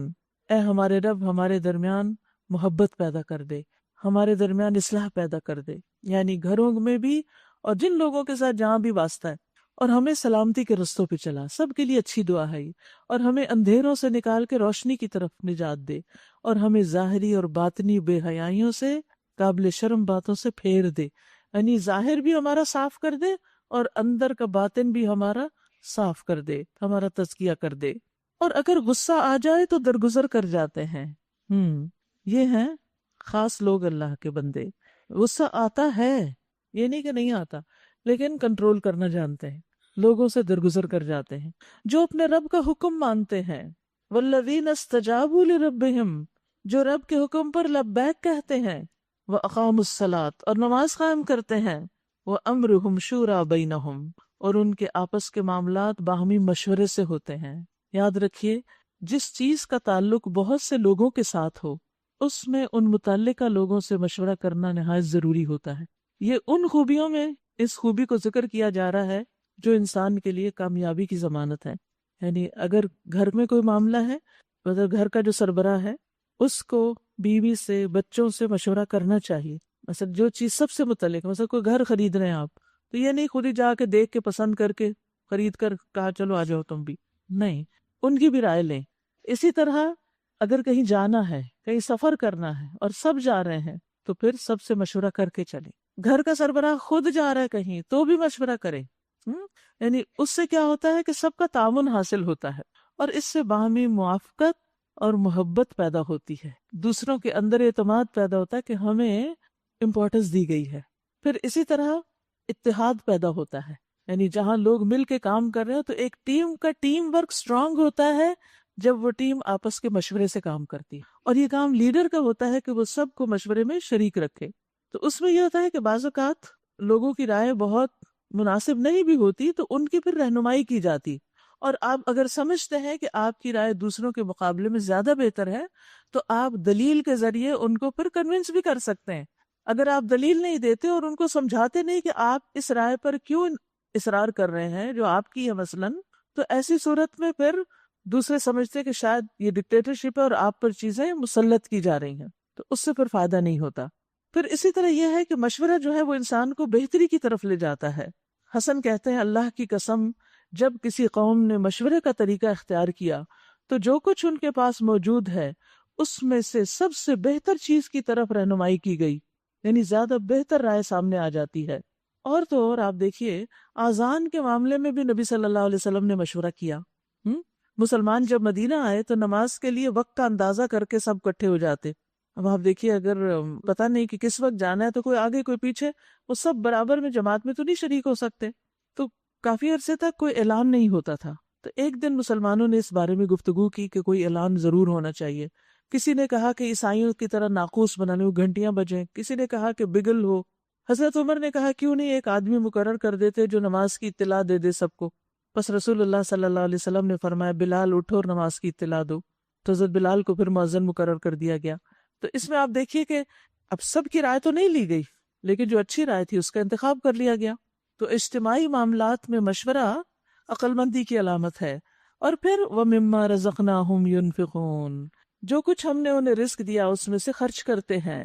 وَالَّذِينَ إِذَا أَصَابَهُمُ الْبَغْيُ هُمْ يَنْتَصِرُونَ، اور جب ان پر زیادتی کی جاتی ہے تو وہ بدلہ بھی لیتے ہیں، یعنی بدلے کی اجازت ہے، یا یہ کہ اس کا مقابلہ کرتے ہیں.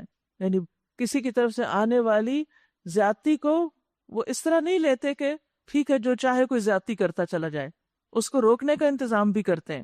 برائی کا بدلہ ویسی ہی برائی ہے، یعنی بدلہ کتنا لیا جائے جتنی کسی نے زیادتی کی. لیکن فمن عفا واصلح فاجرہ علی اللہ، جو معاف کر دے اور اصلاح کرے اس کا اجر اللہ کے ذمہ ہے. اللہ ظالموں کو پسند نہیں کرتا. یعنی اگرچہ بدلہ لینے کی اجازت ہے لیکن معاف کر دینا بدلہ لینے سے زیادہ افضل ہے، اس سے چیزوں میں زیادہ خیر آتی ہے. اب دیکھیے کہ قرآن مجید میں آپ بارہا آپ سن چکے ہیں کہ لوگوں کو معاف کر دینا چاہیے. معاف کرنا اللہ کو زیادہ پسند ہے، اللہ کے محبوب بندوں کی صفت ہے. اور اس میں آپ دیکھیے کہ اجر کی بھی ضمانت ہے. رسول اللہ صلی اللہ علیہ وسلم نے فرمایا اللہ عز و جل معاف فرمانے والا ہے اور معاف کرنے کو پسند کرتا ہے. نبی صلی اللہ علیہ وسلم نے اپنی ذات کے لیے کبھی کسی سے انتقام نہیں لیا تھا مگر یہ کہ جہاں اللہ کی حد ٹوٹ رہی ہو. سلف صالحین کی کیا صفت تھی کہ جب انہیں کسی پر قابو حاصل ہو جاتا تو معاف کر دیا کرتے تھے. عبد الملک بن مروان کے پاس ابن الاشعث کے قیدیوں کو لایا گیا تو رجاء بن حیوہ سے کہا اس نے کہ تم کیا کہتے ہو ان کے ساتھ کیا کیا جائے. تو اس نے کہا اللہ نے تجھے کامیابی دی ہے جو تمہیں پسند ہے تو تم اللہ کو عفو دے دو جو اس کو پسند ہے. تو اس نے ان سب کو معاف کر دیا کیونکہ حدیث میں آتا ہے ارحمو ترحمو، تم رحم کرو تم پہ رحم کیا جائے گا. وغفرو یغفر اللہ لکم، تم معاف کر دو اللہ تم کو معاف کر دے گا. تو جو یہ چاہتا ہو کہ اس کے گناہ معاف ہو جائیں اسے چاہیے کہ دوسروں کو معاف کرتا رہے. ایک حدیث میں آتا ہے کہ کسی نے پوچھا کہ اپنے غلام کو دن میں کتنی بار معاف کریں؟ فرمایا 70 بار. 70 بار، اتنی تو غلطیاں بھی نہیں ہوں گی. وَلَمَنِ انتصر بعد ظُلْمِهِ فَأُولَئِكَ مَا عَلَيْهِمْ مِنْ سَبِيلٍ، اور جو لوگ ظلم ہونے کے بعد بدلہ لے لیں ان کو ملامت نہیں کی جا سکتی. ملامت کے مستحق تو وہ ہیں جو دوسروں پر ظلم کرتے ہیں اور زمین میں ناحق زیادتیاں کرتے ہیں، ایسے لوگوں کے لیے دردناک عذاب ہے. البتہ جو شخص صبر سے کام لے اور درگزر کرے تو یہ بڑی ہمت کے کاموں میں سے ہے. جس کو اللہ گمراہی میں پھینک دے اس کا سنبھالنے والا کوئی نہیں اللہ کے بعد. تم دیکھو گے کہ یہ ظالم جب عذاب دیکھیں گے تو کہیں گے اب پلٹنے کی بھی کوئی راہ ہے، اور تم دیکھو گے کہ یہ جہنم کے سامنے جب لائے جائیں گے تو ذلت کے مارے جھکے جا رہے ہوں گے، یعنی کسی کو فیس نہیں کر سکیں گے، اور اس کو نظر بچا بچا کر کنکھیوں سے دیکھیں گے، اچھا اس میں جائیں گے۔ اس وقت وہ لوگ جو ایمان لائے تھے کہیں گے کہ واقعی اصل نقصان میں وہی ہیں جنہوں نے آج قیامت کے دن اپنے آپ کو اور اپنے متعلقین کو خسارے میں ڈال دیا۔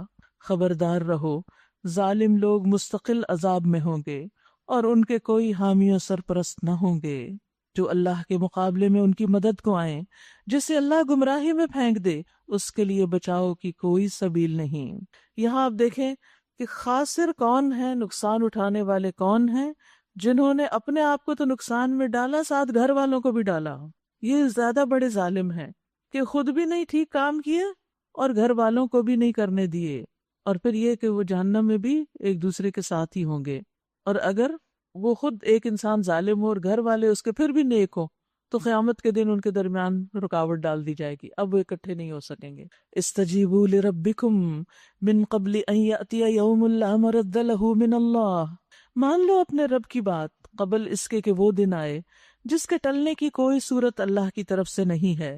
اس دن تمہارے لیے کوئی جائے پناہ نہ ہوگی اور نہ کوئی تمہارے حال کو بدلنے کی کوشش کرنے والا ہوگا۔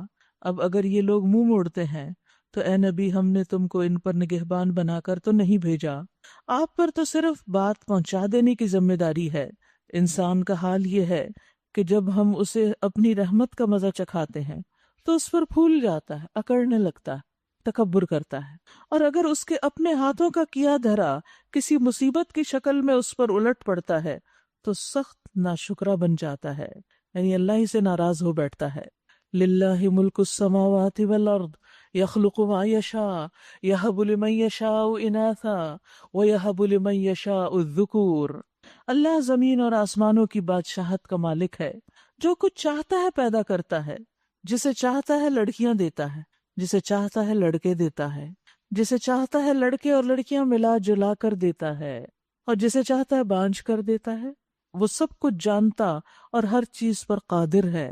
یہاں پر آپ دیکھیے کہ بیٹیوں کا ذکر پہلے کیا گیا، یہب لمن یشاء اناثا، کیونکہ اس دور میں بیٹیوں کو زندہ درگور کر دیا جاتا تھا، یعنی مار کے بھی نہیں پھینکتے تھے، زندہ ہی قبر میں ڈال دیتے۔ کس قدر تکلیف دہ چیز تھی یہ۔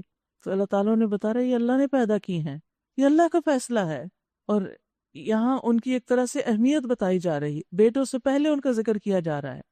حدیث میں آتا ہے جس کو ان بیٹیوں میں سے کسی بھی بیٹی کے ساتھ آزمائش میں ڈالا گیا اور اس نے اس کے ساتھ حسن سلوک کیا تو یہ اس کے لیے جہنم سے اوٹ بن جائیں گی۔ بعض اوقات ایسا ہوتا ہے نا کہ کوئی بیٹی واپس لوٹا دی جاتی، یا کبھی کسی بیٹی کی شادی نہیں ہوتی تو وہ بھی والدین کے لیے ایک آزمائش ہو جاتی ہے، تو اس پر اجر کب ملے گا؟ جب وہ اس بیٹی کے ساتھ اچھا سلوک کریں گے۔ آپ نے دیکھا ہوگا کہ کچھ گھروں میں جب بچیاں جوان ہو جائیں اور ان کے رشتے نہ ہوں تو گھر والے کیا پورے خاندان والے ناطقہ بند کر دیتے ہیں، طرح طرح کی باتیں سناتے ہیں، تانے دیتے ہیں، جینا حرام کر دیتے ہیں، کبھی کوئی عیب نکالتے ہیں، کبھی کوئی عیب نکالتے ہیں۔ یہ سب باتیں حسن سلوک کے منافی ہیں۔ ایسے معاملات میں انسان کو صبر کرنا چاہیے۔ کبھی ایسا بھی ہوتا ہے کہ کوئی ایک بچہ بہت بیمار ہو جاتا ہے اور اس کی بیماری والدین کے لیے آزمائش بن جاتی ہے۔ کبھی کوئی بچہ بہت نافرمان ہو جاتا ہے، اس کی نافرمانی والدین کے لیے امتحان بن جاتی ہے۔ ایسے میں صبر کے ساتھ انسان اگر حسن سلوک کرتا رہے، اچھا معاملہ کرے، تو یہی جو آزمائش ہے یہ انسان کے لیے بلند درجوں کا باعث بن جاتی ہے، اجر کا باعث بن جاتی ہے۔ کسی بشر کا یہ مقام نہیں کہ اللہ اس سے روبرو بات کرے، اس کی بات یا تو وحی کے طور پر ہوتی ہے یا پردے کے پیچھے سے، یا پھر وہ کوئی پیغمبر یعنی فرشتہ بھیجتا ہے اور وہ اس کے حکم سے جو کچھ وہ چاہتا ہے وہی کرتا ہے، اور وہ برتر اور حکیم ہے۔ اور اسی طرح محمد صلی اللہ علیہ وسلم، ہم نے اپنے حکم سے ایک روح تمہاری طرف وحی کی ہے، تمہیں کچھ پتا نہ تھا کہ کتاب کیا ہوتی ہے اور ایمان کیا ہوتا ہے۔ سبحان اللہ۔ نبی صلی اللہ علیہ وسلم کو اپنی پہلی 40 سالہ زندگی میں کبھی ان الفاظ کو سننے کا بھی اتفاق نہیں ہوا، کوئی قرآن بھی ہوتا ہے، کوئی ایمان بھی ہوتا ہے، مگر اس روح کو ہم نے ایک روشنی بنا دیا جس سے ہم راہ دکھاتے ہیں اپنے بندوں میں سے جسے چاہتے ہیں۔ یقیناً آپ سیدھے راستے کی طرف رہنمائی کر رہے ہیں، اللہ کے راستے کی طرف، جو زمین اور آسمانوں کی ہر چیز کا مالک ہے، خبردار رہو سارے معاملات اللہ ہی کی طرف رجوع کرتے ہیں۔ دیکھیے یہاں پر قرآن کو روح کہا گیا ہے، وَكَذَلِكَ أَوْحَيْنَا إِلَيْكَ رُوحًا، ہم نے آپ کی طرف ایک روح بھیجی ہے۔ روح، سبحان اللہ۔ قرآن کو روح کیوں کہا گیا ہے؟ اس لیے کہ جیسے روح جسم کی زندگی کا باعث بنتی ہے، اسی طرح روح یعنی قرآن انسان کے جہالت کو زندگی میں بدل دیتا ہے۔ أَوَمَنْ كَانَ مَيْتًا فَأَحْيَيْنَاهُ، کیا وہ شخص جو مردہ تھا ہم نے اس کو زندگی بخشی۔ کس چیز سے زندہ ہو گیا وہ؟ کس چیز سے وہ کھل اٹھا؟ اس قرآن کے ساتھ اس کو شفا ہو گئی، اس کے مسائل حل ہو گئے، وہ ایک نیا انسان بن گیا، اس کے اندر ایک اور رونق آ گئی۔ مالک بن دینار کہا کرتے تھے، اے اہل قرآن، قرآن نے تمہارے دل میں کیا کاشت کیا ہے، کیا بویا ہے، کیا اگایا ہے۔ ہم سب بھی اپنا جائزہ لیں کہ قرآن نے ہمارے دل میں کیا بو دیا ہے۔ اللہ کی محبت، اللہ والوں کی محبت، اس کتاب کی محبت، اس دین کی محبت، نیکی کے کاموں کی طرف دوڑنے کی محبت، قربانی کرنے کی اور تکلیفوں پر صبر کرنے کی، کیا کیا اگایا ہے۔ اس رمضان کے مہینے میں جو بھی ہم نے قرآن سنا، وہ دراصل ہر روز ہمارے اس کھیت میں یا اس باغ میں نئے نئے پودے اگتے رہے ہیں۔ اب ہر ایک کے اوپر ہے کہ کس کے لیے قرآن دلوں کی بہار ہے۔ وہ دعا بھی ہے نا کہ انت جعل القرآن ربیع قلوبنا، کہ اللہ قرآن کو ہمارے دلوں کی بہار بنا دے۔ تو بہار کب آتی ہے؟ جب اس میں طرح طرح کے پودے اور طرح طرح کے پھول پل کھل اٹھتے ہیں، پیدا ہو جاتے ہیں۔ کیا واقعی ہمارے دل کے اندر کچھ اچھی باتیں جاگ اٹھی، یاد دہانی ہو گئی ان کی، اور ان پر عمل کا کوئی شوق پیدا ہو گیا؟ اگر تو قرآن پڑھ کر یہ سب کچھ حاصل ہو رہا ہے، پھر تو ہے نفع کا سودا۔ ورنہ کچھ زمینوں پہ بارش برستی ہے لیکن اگتا کچھ نہیں۔ وہ کون سی زمینیں ہوتی ہیں؟ بنجر، پتھریلی، پانی اوپر سے آتا ہے بہہ کے کہیں اور چلا جاتا ہے، وہاں نہیں ٹھہرتا اور نہیں رکتا۔ تو دل مختلف طرح کے ہوتے ہیں، لیکن یاد رکھیے کہ جو شخص کچھ بھی توجہ کے ساتھ اس قرآن کی تلاوت کرتا ہے، پڑھتا ہے، تو یہ اس کے لیے خیر اور بھلائی کا باعث بنتی ہی بنتی۔ ابو سعید خدری بیان کرتے ہیں کہ ایک آدمی میرے پاس آیا، اس نے کہا مجھے کوئی وصیت کرے۔ میں نے کہا تم نے مجھ سے وہی کہا جو میں نے رسول اللہ صلی اللہ علیہ وسلم سے ایک دفعہ کہا تھا، تو آپ نے مجھے جو نصیحت کی وہی میں تمہیں کرتا ہوں۔ آپ نے فرمایا میں تجھے اللہ سے ڈرنے کی نصیحت کرتا ہوں، کیونکہ اللہ کا ڈر ہر چیز کی بنیاد ہے، کامیابی کی، عزت کی، بلند درجوں کی۔ خشیت الہی بہت فائدے کی چیز ہے۔ پھر فرمایا جہاد کو لازم پکڑو، کیونکہ وہ اسلام کی رہبانیت ہے۔ رہبانیت کیا ہے؟ دنیا سے نکلنا۔ تو جب انسان اللہ کے راستے پہ نکلتا ہے تو کیا ہوتا ہے؟ دنیا کے کچھ کام چھوڑنے ہی پڑتے ہیں۔ کرسچینٹی میں تو رہبانیت کیا ہے کہ آپ شادی بیاہ، گھر بار، ماں باپ، اولاد، کھانا پینا، زندگی کی ہر عیش و عشرت چھوڑ کر جنگلوں میں نکل جاؤ۔ ہمارے دین نے اس کی اجازت ہمیں نہیں دی۔ ہمارے دین میں نکاح کرنا بھی عبادت ہے، حلال کھانا بھی عبادت ہے، ہر چیز اعتدال کے اندر۔ اسی طرح سونا بھی عبادت ہے، اگر ذکر کر کے سوئیں اور ذکر کے ساتھ اٹھیں اور پھر اٹھ کر تازہ دم ہو کر اللہ کی عبادت کریں۔ ہمارے ہاں دین میں رزق کمانا بھی عبادت ہے، گھر والوں کو کھلانا، آتا کہ وہ لقمہ جو شوہر اپنی بیوی کے منہ میں ڈالتا ہے وہ بھی اس کے لیے صدقہ لکھا جاتا ہے۔ یہ ہے دین۔ لیکن پھر انسان ان سارے اچھے اچھے کاموں کو کرتے ہوئے سوچتا ہے اللہ میں نے حق ادا نہیں کیا، دل چاہتا ہے سب کچھ چھوڑ کر کہیں نکل جاؤں۔ تو اس کے لیے کیا ہے؟ دین کے راستے میں جد و جہد کرو، دین کے راستے۔ اب وہ سارا وقت بالکل چھوڑ کے نہیں نکلنا، نکلو بھی اور اپنے گھر کے، دنیا کے بھی کام کاج کرو اعتدال کے ساتھ۔ ہوگا کیا؟ ان کاموں میں اعتدال آ جائے گا جہاں آپ وہ چیزیں بہت زیادہ کرتے تھے وہ کٹ ڈاؤن ہو جائیں گی اور وہ وقت بچ جائے گا اللہ کے دین کے کاموں کے لیے۔ تو یہ رہبانیت ہے، اس سے انسان کے دل کو ایک خاص قسم کی تسکین حاصل ہوتی ہے۔ اور پھر فرمایا اللہ کے ذکر اور قرآن کی تلاوت کا اہتمام کیا کرو، کیونکہ وہ آسمان میں تیرے لیے باعث رحمت اور زمین میں تیرے لیے اچھے ذکر کا باعث ہیں۔ فَإِنَّهُ رَوْحُكَ فِي السَّمَاءِ وَذِكْرُكَ فِي الْأَرْضِ۔ سورۃ الزخرف۔ شروع کرتی ہوں اللہ کے نام سے جو بے انتہا مہربان نہایت رحم فرمانے والا ہے۔ حامیم والکتاب المبین۔ حامیم قسم ہے اس واضح کتاب کی، کتاب مبین۔ انا جعلناہ قرآنا عربیا، ہم نے اسے عربی زبان کا قرآن بنایا۔ آپ دیکھیے کہ ہر کچھ عرصے کے بعد قرآن کے عربی زبان میں ہونے کی بات ہے، اس لیے اب آپ لوگوں کو عربی میں پڑھنا شروع کر دینا چاہیے، ترجمہ یاد کرنا چاہیے، اس طرح اس کو پڑھیں کہ آپ اس کو ڈائریکٹ سمجھ سکیں. اور اس کے لیے انشاءاللہ اب 7 اگست سے نیا تعلیم القرآن کورس اس بلڈنگ میں شروع ہوگا انشاءاللہ تعالی، ہفتے میں 5 دن، اور اس کے اندر کچھ اور چیزیں بھی پڑھائی جائیں گی، لیکن بیسک کانٹینٹ قرآن ہے. اور ٹارگٹ کیا ہے، ہدف کیا ہے، کہ اس طرح آپ اس کو ترجمہ اس کا دیکھیں، اس کے الفاظ کو انالائز کریں، اس کے ساتھ تھوڑی تھوڑی اس کی گرامر سیکھیں، تاکہ آپ جب آیت پڑھیں تو براہ راست آپ سمجھ سکیں ترجمے کے بغیر. یہ ٹارگٹ ہے. اور آپ دیکھیے زندگی میں ہم نے کتنا کچھ سیکھا، اگر زندگی کا کچھ عرصہ ہم اس کے ساتھ گزاریں گے تو انشاءاللہ بہت سی خیر و بھلائی آئے گی. انشاءاللہ اردو کا بھی شروع ہوگا اور انگلش کا بھی شروع ہوگا، تاکہ جس کو جو کنوینئنٹ ہو. فرمایا قرآنًا عربیًا لعلکم تعقلون، تاکہ تم لوگ اسے سمجھ سکو. جو عربی کے الفاظ سے بات سمجھ میں آتی ہے، اردو کے ترجمے سے وہ بات سمجھ ہی نہیں آتی.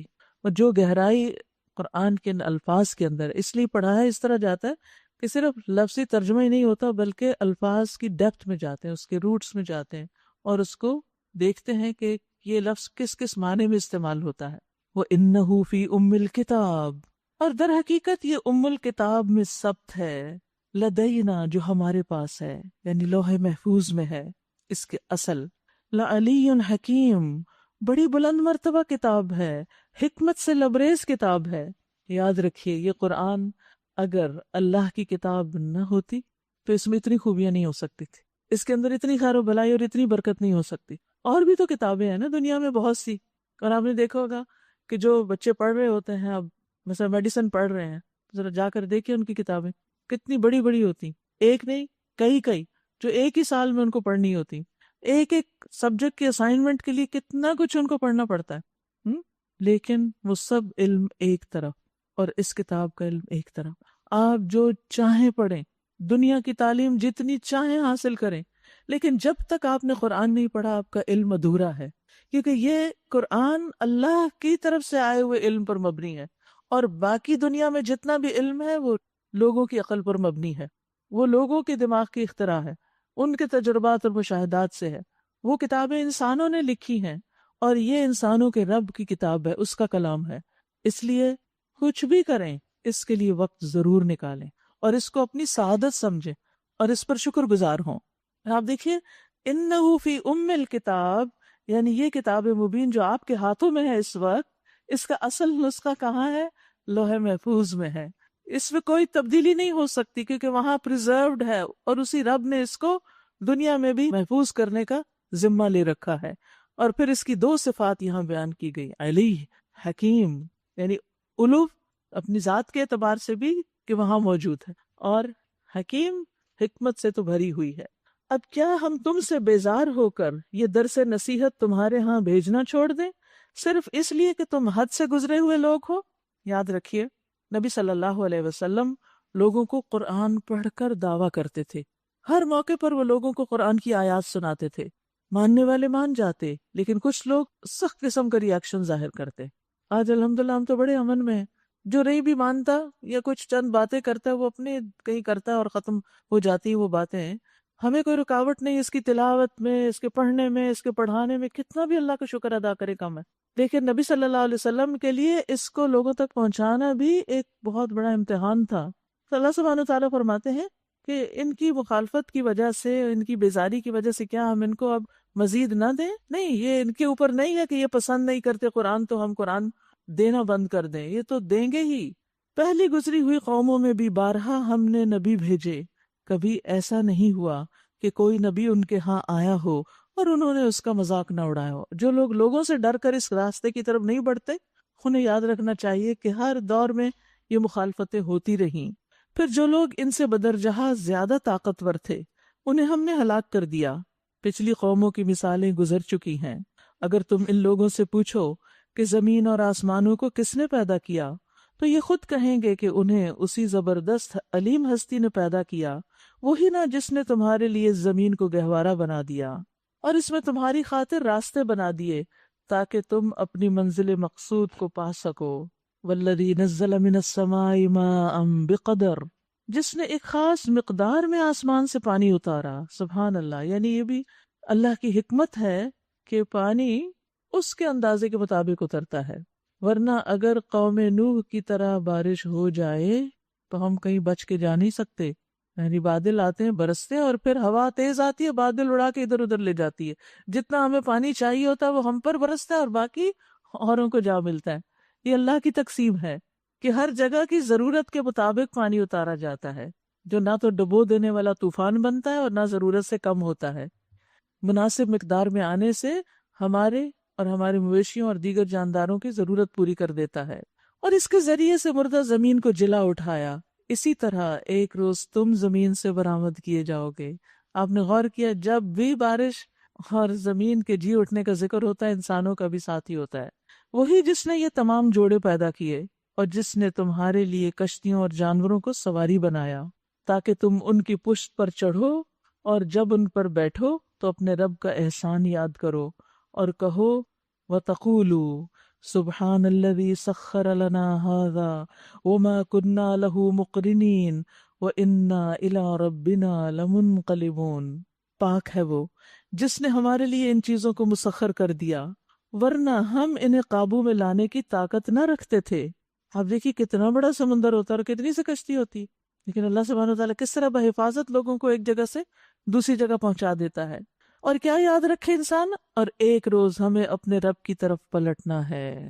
تو یاد رکھیے مومن کا سفر بھی اللہ کی یاد دلانے والا ہوتا ہے.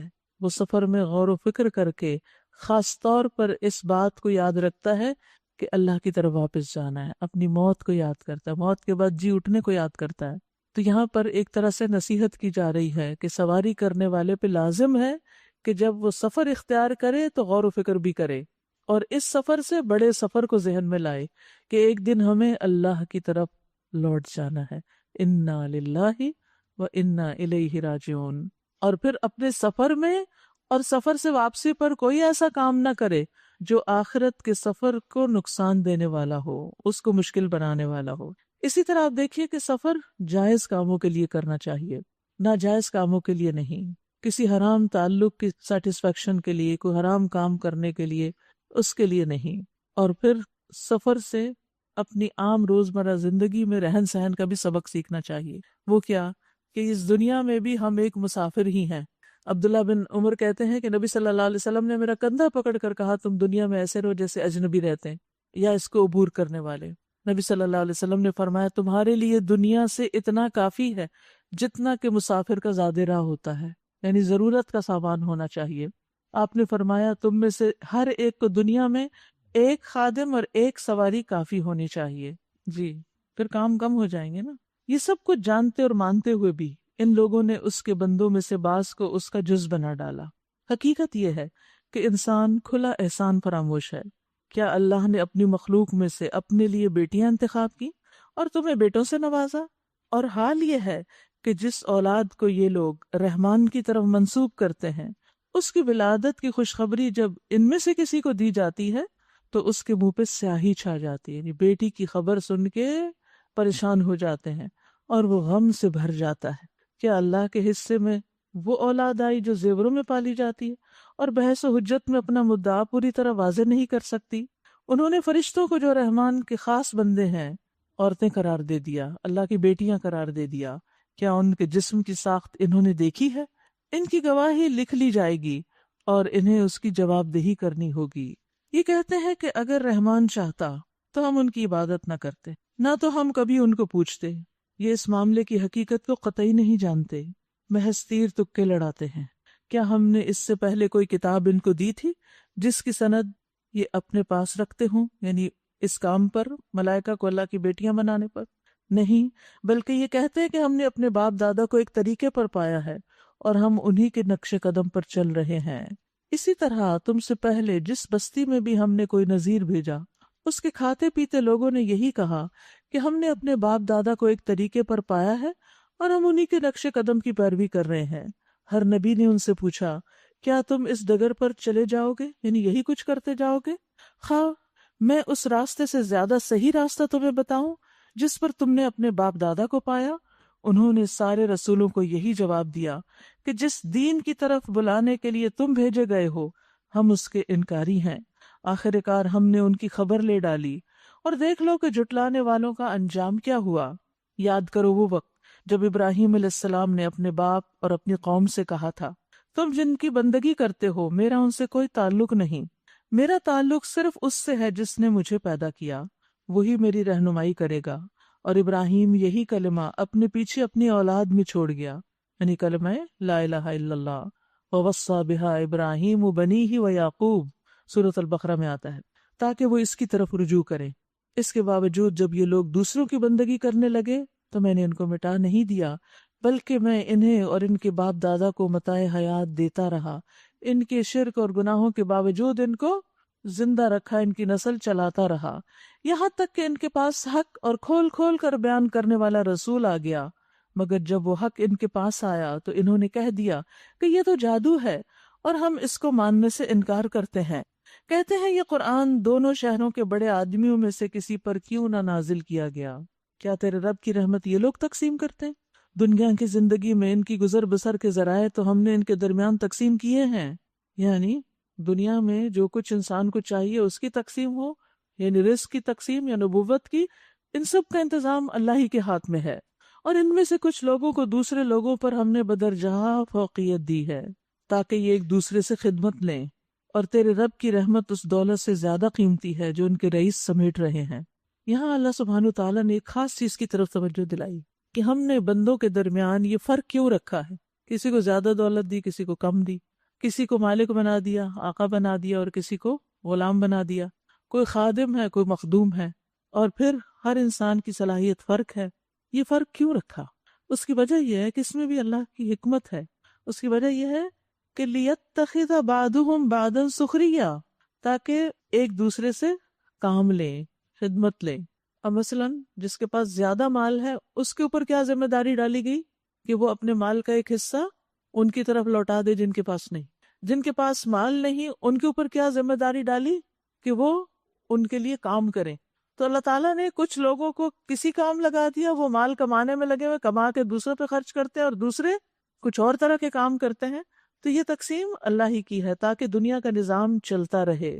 رسول اللہ صلی اللہ علیہ وسلم نے فرمایا یقیناً اللہ نے تمہارے درمیان اخلاق کو اسی طرح تقسیم کیا جس طرح تمہارے درمیان رزق تقسیم کیا، یعنی رزق اس کی تقسیم ہے، اس لیے اس پہ ناراض نہیں ہونا چاہیے کہ مجھے اللہ نے اس حال میں کیوں رکھا ہے۔ فرمایا اللہ دنیا اس کو بھی دیتا ہے جس سے وہ محبت کرتا ہے، اور اس کو بھی دیتا ہے جس سے وہ محبت نہیں کرتا، لیکن ایمان صرف اسے عطا کرتا ہے جس سے وہ محبت کرتا ہے، اور جس سے اللہ بھلائی کا ارادہ کرتا ہے اسے دین کی سمجھ دے دیتا ہے۔ من یرد اللہ بہ خیرا یفقہہ فی الدین۔ تو آپ دیکھیے اللہ نے ہمیں ایمان کی دولت دی، پھر ایمان کو بڑھانے کے سامان دیے، یہ اللہ کا سراسر فضل ہے، انعام ہے، رحمت ہے۔ اور پھر اسی طرح جس کے ساتھ اللہ بھلائی کا ارادہ کرتے ہیں دل کھول دیتا ہے کہ وہ دین کا علم حاصل کرے، اور اس کی سمجھ بھی اس کو آنے لگتی، اور پھر اس کے مطابق اس کی زندگی بھی ٹرانسفارم ہو جاتی ہے۔ وَرَحْمَةُ رَبِّكَ خَيْرٌ مِّمَّا يَجْمَعُونَ۔ یہ تقسیم تو دنیا کی کہ کوئی علم میں زیادہ ہے، کوئی رزق میں زیادہ ہے، کوئی جسمانی قوت میں زیادہ ہے، یہ تو ہیں چیزیں اپنی جگہ، لوگ ان کے پیچھے تو بھاگتے رہتے ہیں، لیکن وَرَحْمَةُ رَبِّكَ خَيْرٌ مِّمَّا يَجْمَعُونَ، کس چیز کا طلبگار ہونا چاہیے انسان کو، اور کون سی چیزوں کا شوق رکھنا چاہیے جو اللہ کی رحمت لانے والی ہوں۔ وَلَوْلَا أَن يَكُونَ النَّاسُ أُمَّةً وَاحِدَةً، اگر یہ اندیشہ نہ ہوتا کہ سارے لوگ ایک ہی طریقے کے ہو جائیں گے تو ہم رحمان سے کفر کرنے والوں کے گھروں کی چھتیں اور ان کی سیڑھیاں جن سے وہ اپنے بالا خانوں پہ چڑھتے ہیں، یعنی اوپر اپنے بیڈ روم میں جاتے ہیں، اور ان کے دروازے اور ان کے تخت جن پہ وہ تکیے لگا کر بیٹھتے ہیں، کاؤچز، سوفاز، سب چاندی اور سونے کے بنوا دیتے، لکڑی کے نہ ہوتے، سب چاندی اور سونے کے بنوا دیتے، اتنا کچھ انہیں دے دیتے۔ لیکن یہ تو محض حیات دنیا کی متاع ہے، صرف دنیا کے فائدے کی چیز ہے، اور آخرت تیرے رب کے ہاں صرف تقوی والوں کے لیے ہے۔ وَمَن يَعْشُ عَن ذِكْرِ الرَّحْمَنِ نُقَيِّضْ لَهُ شَيْطَانًا فَهُوَ لَهُ قَرِينٌ، جو شخص رحمان کے ذکر سے غفلت برتتا ہے ہم اس پر ایک شیطان مسلط کر دیتے ہیں اور وہ اس کا دوست بن جاتا ہے۔ شیطان کس کے دوست بنتے ہیں؟ جو اللہ کے ذکر سے غفلت اختیار کرتے ہیں، اس کی سزا ہوتی ہے فرشتے ایسے لوگوں سے دور بھاگ جاتے ہیں، شیاطین ان کے ساتھ لازم ہو جاتے ہیں اور پھر وہ ان کو برائی کی طرف لے جاتے ہیں۔ یہ شیاطین ایسے لوگوں کو راہ راست پہ آنے سے روکتے ہیں، پھر ایسے لوگوں کے لیے ہدایت کی طرف آنا، دین کی طرف آنا، دین کا پڑھنا پڑھانا، یہ چیزیں انتہائی مشکل لگتی ہیں۔ شیطان آنے ہی نہیں دیتا، طرح طرح کی تعویلیں کر دیتا ہے، آنے نہیں دیتا، روکتا ہے، باقاعدہ روکتا ہے، صرف خود نہیں پورے پورے لشکروں کے ساتھ روکتا ہے۔ تو پھر وہی ان ساری رکاوٹوں کو پار کرتا ہے جو واقعی حقیقی معنوں میں اللہ کی طرف رجوع کرنا چاہتا ہو، سچا انسان ہو۔ کیونکہ جو شخص اللہ سے ڈرتا ہے وہ اللہ کا ذکر کرتا رہتا ہے، ہر موقع پہ اللہ کو یاد کرتا ہے، تو اللہ سبحانہ وتعالیٰ فرشتوں کے ساتھ اس کی مدد کرتا ہے۔ ان الذین قالوا ربنا اللہ ثم استقاموا تتنزل علیہم الملائکہ، پھر فرشتہ اس کا مددگار ہو جاتا ہے، ایک نہیں کئی فرشتے اس کے مددگار ہو جاتے ہیں، اس کے کاموں میں آسانی ہو جاتی ہے۔ اللہ کو یاد کرنے والے کے لیے اللہ کی مدد آتی ہے۔ حدیث میں آتا ہے اللہ تعالیٰ فرماتے ہیں میں اپنے بندے کے ساتھ ہوتا ہوں اس وقت تک جب بھی وہ مجھے یاد کرتا ہے اور میری یاد میں اپنے ہونٹ ہلاتا ہے۔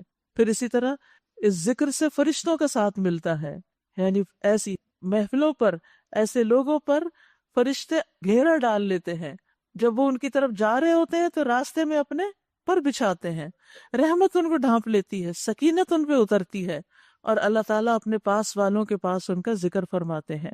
تو شیطانی وسوسوں، شیطانی حملوں سے بچنے کا محفوظ قلعہ کیا ہے؟ اللہ کا ذکر، ذکر اللہ۔ اب آپ دیکھیے کتنی کھلی واضح آیت ہے نا، اگر ذکر میں، اللہ کی یاد میں، قرآن پڑھنے میں، سمجھنے میں غفلت برتی تو کیا ہوگا؟ شیطان پکڑ لے گا اور پھر وہ اپنے رستے پہ لے جائے گا، اور شیطان جب قید ہو جاتا ہے رمضان میں تو ذرا ہمیں آسانی ہو جاتی ہے اس طرف آنے میں، تو پھر اس کو پکڑ لینا چاہیے، اس راستے کو چھوڑنا نہیں چاہیے۔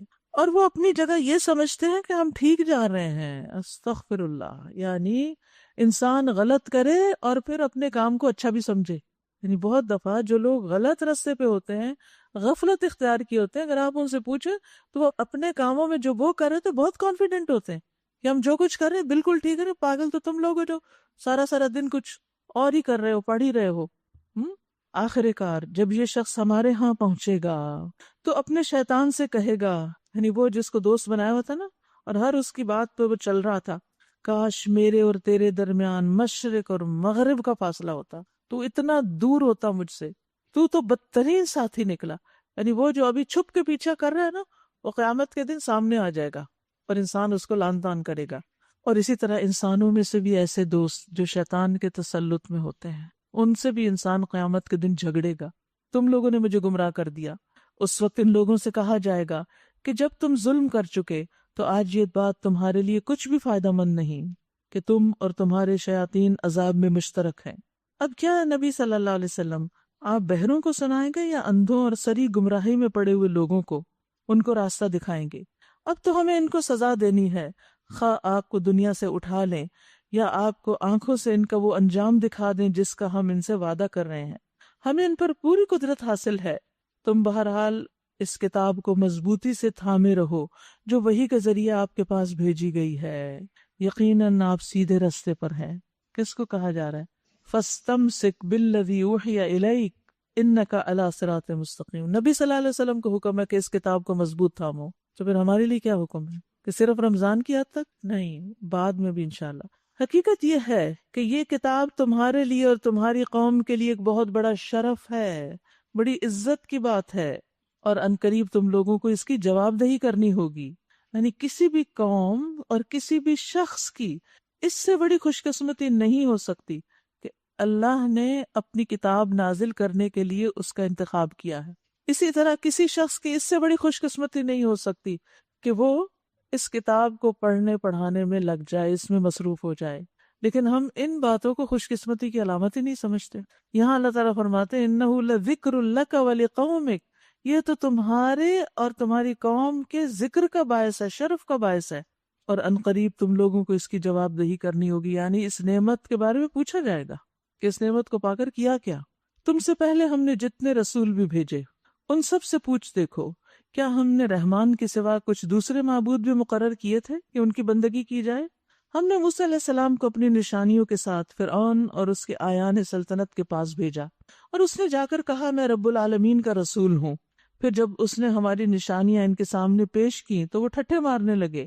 ہم ایک پر ایک ایسی نشانی ان کو دکھاتے چلے گئے جو پہلی نشانی سے بڑھ چڑھ کر تھی، اور ہم نے ان کو عذاب میں دھر لیا تاکہ وہ اپنی روش سے باز آئیں۔ ہر عذاب کے موقع پہ وہ کہتے، اے ساحر، اپنے رب کی طرف سے جو منصب تجھے حاصل ہے، یعنی جو مقام ہے تیرا وہاں، اس کی بنا پر ہمارے لیے اس سے دعا کر، ہم ضرور راہ راست پر آ جائیں گے۔ مگر جو ہی کہ ہم ان پر سے عذاب ہٹا دیتے وہ پھر اپنی بات سے پھر جاتے۔ ایک روز فرعون نے اپنی قوم کے درمیان پکار کر کہا، کیا کہا؟ کوئی کام کی بات نہیں کی، قوم سے خطاب ہے، قومی خطاب۔ لوگو، کیا مصر کی بادشاہت میری نہیں؟ کتنا بڑا جھوٹ! اور یہ نہریں میرے نیچے نہیں بہ رہی؟ بھئی کس نے بہائیں؟ اصل بادشاہت کس کی؟ پھر کہتا ہے، کیا تم لوگوں کو نظر نہیں آتا میں بہتر ہوں یا یہ شخص جو ذلیل اور حقیر ہے؟ اشارہ تھا موسیٰ علیہ السلام کی طرف۔ اور اپنی بات بھی کھول کے بیان نہیں کر سکتا، یعنی لکنت ہے بولنے میں۔ کیوں نہ اس پر سونے کے کنگن اتارے گئے یا فرشتوں کا ایک دستہ اس کی اردلی میں آیا؟ ایسا کیوں نہ ہوا؟ یاد رکھیے فرعون اس وقت بے جا فخر کر رہا تھا جو اس کی جہالت کی علامت تھی۔ اگر انسان اپنی پیدائش میں غور کرے تو اس طرح کے فخر کی باتیں نہیں کر سکتا۔ بصر کہتے ہیں کہ ایک دن نبی صلی اللہ علیہ وسلم نے اپنے ہاتھ پر لعاب ڈالا اور اس پر انگلی رکھ کر فرمایا، اللہ تعالیٰ فرماتا ہے، اے ابن آدم، تو مجھے کس طرح عاجز کر سکتا ہے جبکہ میں نے تجھے اس جیسی چیز سے پیدا کیا، لیسدار مادے سے۔ جب میں نے تجھے برابر اور معتدل بنا دیا تو دو چادروں کے درمیان چلنے لگا، یعنی اچھے اچھے لباس پہن کے، اور زمین پر تیری چاپ سنائی دینے لگی، یعنی پاؤں مار کے۔ تو نے مال جمع کیا اور روک کر رکھتا رہا۔ جب روح نکل کر ہنسلی کی ہڈی میں پہنچی، یعنی سارے جسم سے نکل کے صرف گلے میں آ اٹکی، تو کہا کہ میں یہ چیز صدقہ کرتا ہوں، لیکن اب صدقہ کرنے کا وقت کہاں رہا، اب تو یہ مال دوسروں کا ہو جائے گا۔ تو بات یہ ہے کہ انسان اپنی حقیقت کو کبھی نہ بھولے، کسی بھی چیز پر فخر اور تکبر اور غرور کرتے ہوئے اپنی اصل کو نہ بھولے، اپنی پیدائش کے اول مرحلے کو نہ بھولے کہ کہاں سے آیا ہے، کہاں سے نکلا ہے۔ انسان دو پیشاب کے راستوں سے نکلتا ہے، ایک ماں کے اور ایک باپ کے، وہاں سے نکل کے انسان بنتا ہے، دنیا میں آتا ہے۔ تکبر کس بات کا؟ کہاں سے آئے ہو، کہاں بنے ہو، کس چیز سے بنے ہو، کس بات پہ اکڑ؟ اللہ کو انسان کا تکبر پسند نہیں۔ پھر کہنے لگا، کیوں نہ اس پہ سونے کے کنگن اتارے گئے یا فرشتوں کا ایک دستہ اس کی اردلی میں نہ آیا۔ اس نے اپنی قوم کو ہلکا سمجھا اور انہوں نے اس کی اطاعت کی، در حقیقت وہ تھے ہی فاسق لوگ، اسی لیے فرعون کے گھیرے میں آئے ہوئے تھے۔ آخرکار جب انہوں نے ہمیں غضبناک کر دیا تو ہم نے ان سے انتقام لیا اور ان کو اکٹھا غرق کر دیا، اور بعد والوں کے لیے پیش رو اور نمونہ عبرت بنا کر رکھ دیا۔ اور جو ہی کہ ابن مریم کی مثال دی گئی، تمہاری قوم کے لوگوں نے اس پر غل مچا دیا اور کہنے لگے کہ ہمارے معبود اچھے ہیں یا وہ۔ یہ مثال وہ تمہارے سامنے محض کج بحثی کے لیے لائے ہیں، حقیقت یہ ہے کہ یہ ہیں ہی جھگڑالو لوگ۔ ابن مریم اس کے سوا کچھ نہ تھا کہ ایک بندہ تھا جس پر ہم نے انعام کیا اور بنی اسرائیل کے لیے اپنی قدرت کا ایک نمونہ بنا دیا۔ ہم چاہیں تو تم سے فرشتے پیدا کر دے جو زمین میں تمہارے جانشین ہوں، اور وہ دراصل قیامت کی ایک نشانی ہے۔ کون؟ عیسیٰ علیہ السلام۔ پس تم اس میں شک نہ کرو اور میری بات مان لو، یہی سیدھا راستہ ہے۔ ایسا نہ ہو کہ شیطان تمہیں اس سے روک دے کہ وہ تمہارا کھلا دشمن ہے۔ اور جب عیسیٰ علیہ السلام سری نشانیاں لیے ہوئے آئے تو اس نے کہا تھا کہ میں تم لوگوں کے پاس حکمت لے کر آیا ہوں، اور اس لیے آیا ہوں کہ تم پر بعض ان باتوں کی حقیقت کھول دوں جن میں تم اختلاف کر رہے ہو، لہٰذا تم اللہ سے ڈرو اور میری اطاعت کرو۔ حقیقت یہ ہے کہ اللہ ہی میرا رب بھی ہے اور تمہارا رب، یعنی عیسیٰ علیہ السلام نے کبھی بھی رب ہونے کا دعویٰ نہیں کیا، اصل رب کو ہی اپنا رب مانا، اسی کی تم عبادت کرو، یہی سیدھا راستہ ہے۔ مگر اس کی صاف تعلیم کے باوجود گروہوں نے آپس میں اختلاف کیا، بس تباہی ہے ان لوگوں کے لیے جنہوں نے ظلم کیا ایک دردناک دن کے عذاب سے۔ کیا یہ لوگ اب بس اسی چیز کے منتظر ہیں کہ اچانک ان پر قیامت آ جائے اور انہیں خبر بھی نہ ہو؟ وہ دن جب آئے گا تو متقین کو چھوڑ کر باقی سب دوست ایک دوسرے کے دشمن ہو جائیں گے۔ الاخلاء یومئذ بعضهم لبعض عدو الا المتقین۔ صرف اللہ کی خاطر کی جانے والی دوستی باقی رہے گی قیامت تک، کیونکہ اللہ خود باقی رہنے والا ہے۔ اور اللہ کی خاطر جب دوستی کی جاتی ہے تو پھر وہ دنیا کی چھوٹی چھوٹی باتوں کی وجہ سے ختم نہیں ہوتی۔ رسول اللہ صلی اللہ علیہ وسلم نے اللہ کی خاطر کی ہوئی دوستی کو ایمان کا سب سے مضبوط کڑا بتایا۔ آپ نے فرمایا، ایمان کا سب سے مضبوط کڑا اللہ کی خاطر محبت اور اللہ کی خاطر بغض رکھنا ہے. اور یہ خوشخبری بھی دی کہ آدمی اسی کے ساتھ ہوگا جس سے وہ محبت کرتا ہوگا. ایک شخص رسول اللہ صلی اللہ علیہ وسلم کی خدمت میں حاضر ہوا اور عرض کیا، یا رسول اللہ، آپ اس شخص کے بارے میں کیا کہتے ہیں جو کچھ لوگوں سے محبت کرتا ہے مگر ان سے مل نہیں سکا، ملاقات کبھی نہیں ہوئی، لیکن ویسے محبت ہے اللہ کی خاطر؟ آپ نے فرمایا کہ انسان اس کے ساتھ ہے جس سے وہ محبت کرتا ہے، خواہ اس کی ملاقات نہ بھی ہوئی ہو. دو طرح کے لوگ ہوتے ہیں نا، ایک تو وہ کہ جن سے ہم ملتے ہیں، ہم ان سے محبت کرتے ہیں، وہ ہم سے کرتے ہیں، اور ایسا ہونا چاہیے کیونکہ ان لوگوں میں کوئی خیر نہیں جو محبت نہ کرے اور نہ کوئی ان سے محبت کرے. اللہ کی خاطر محبت ایمان کی مضبوطی کی علامت ہے، اور نفرتیں اور بغض اور حسد اور اس طرح کے اختلافات اور جھگڑے یہ ایمان کی کمزوری کی علامت ہے. تو ایک تو گروہ وہ ہوتا ہے جس کو ہم دیکھتے ہیں، ملتے ہیں، ان کے ساتھ مل کے کام کرتے ہیں، اچھی اچھی باتیں کرتے ہیں، ان سے ملاقات کر کے ہمارا ایمان بڑھ جاتا ہے. کچھ لوگ ایسے ہوتے ہیں کہ جن کے بارے میں ہم صرف سنتے ہیں، مثلاً ابو بکر رضی اللہ عنہ، عائشہ رضی اللہ تعالیٰ عنہ، عمر رضی اللہ عنہ، اور بھی بہت سارے صحابہ کرام، بہت سارے علماء کرام، بہت سے دین کے کام کرنے والے لوگ جو گزر چکے ہیں یا آج کے دور میں ہیں، لیکن ہماری کبھی ان پرسن ان سے ملاقات نہیں ہوئی. ہم نے صرف ان کے بارے میں سنا اور ان کی اچھی خوبیاں اللہ نے ہم تک پہنچا دی، اس بنا پر ہم ان سے محبت کرتے ہیں. تو اسی قسم کا سوال تھا کہ ہم تو ان سے محبت کرتے ہیں لیکن ان سے کبھی ملے نہیں، وہ تو ہمیں جانتے نہیں. تو آپ نے فرمایا انسان اسی کے ساتھ ہوگا جس سے وہ محبت کرتا ہے، چاہے وہ آپ کو نہیں جانتا، لیکن وہ اگر اللہ کی نگاہ میں محبوب ہے تو تم بھی ساتھ مل جاؤ گے، تم بھی محبوب ہو جاؤ گے. ایسی محبت کرنے والے قیامت کے دن عرش کے سائے تلے ہوں گے. حدیث میں آتا ہے، صحیح مسلم کی روایت ہے، رسول اللہ صلی اللہ علیہ وسلم نے فرمایا، اللہ تعالیٰ قیامت کے دن فرمائے گا، این المتحابون بجلالی، کہاں ہیں آپس میں محبت کرنے والے، یعنی میرے جلال کی خاطر. آج میرے جلال کی قسم، میں آج کے دن ان کو اپنے سائے میں رکھوں گا، جس دن میرے سائے کے علاوہ اور کوئی سایہ نہیں ہوگا.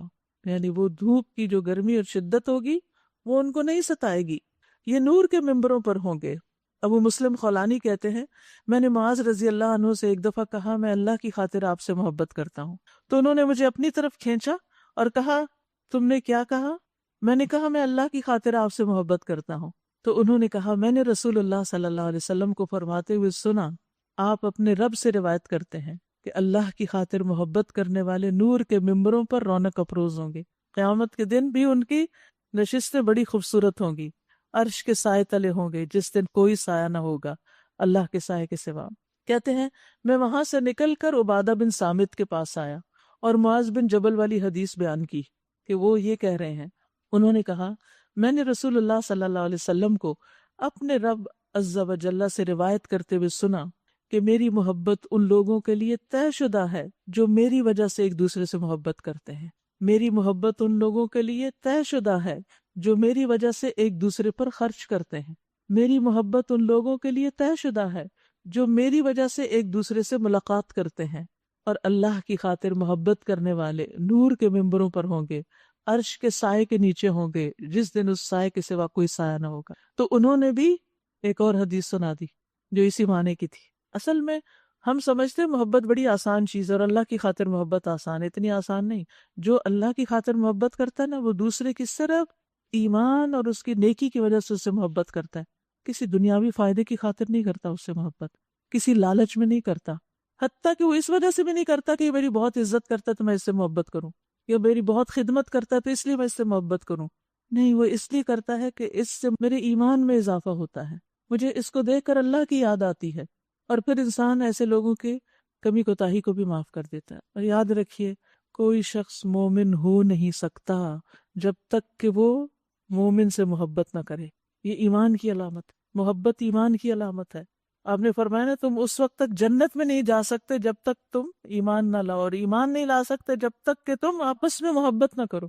کیا میں تمہیں وہ چیز نہ بتا دوں جس کے کرنے سے تمہارے درمیان محبت پیدا ہو جائے گی؟ اور وہ کیا ہے؟ سلام. شاباش، یاد رکھا ہوا. اس روز ان لوگوں سے جو ہماری آیات پر ایمان لائے تھے اور مطیع فرمان بن کر رہے تھے کہا جائے گا، اے میرے بندو، آج تمہارے لیے کوئی خوف نہیں اور نہ تمہیں کوئی غم لاحق ہوگا. داخل ہو جاؤ جنت میں، تم اور تمہاری بیویاں، تمہیں خوش کر دیا جائے گا. ان کے آگے سونے کے تھال اور ساغر گردش کرائے جائیں گے. اور ہر من بھاتی اور نگاہوں کو لذت دینے والی ہر چیز وہاں موجود ہوگی۔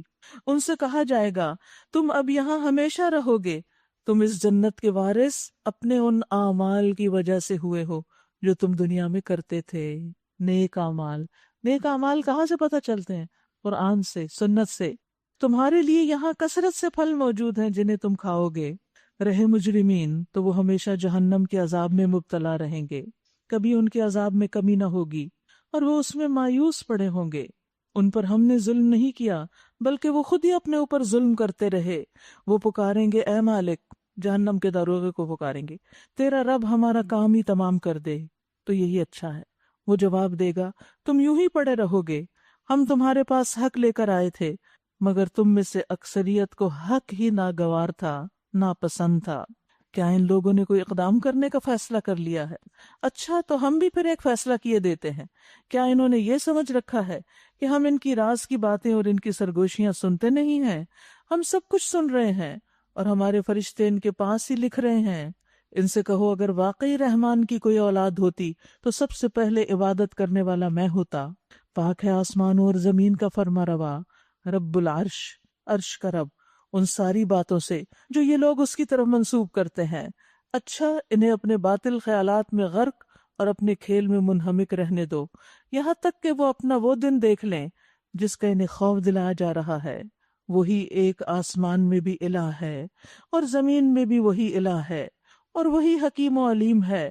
بہت بالا و برتر ہے وہ جس کے قبضے میں زمین اور آسمانوں اور ہر اس چیز کی بادشاہی ہے جو زمین و آسمان کے درمیان پائی جاتی ہے، اور وہی قیامت کی گھڑی کا علم رکھتا ہے، اور اسی کی طرف تم سب پلٹائے جانے والے ہو۔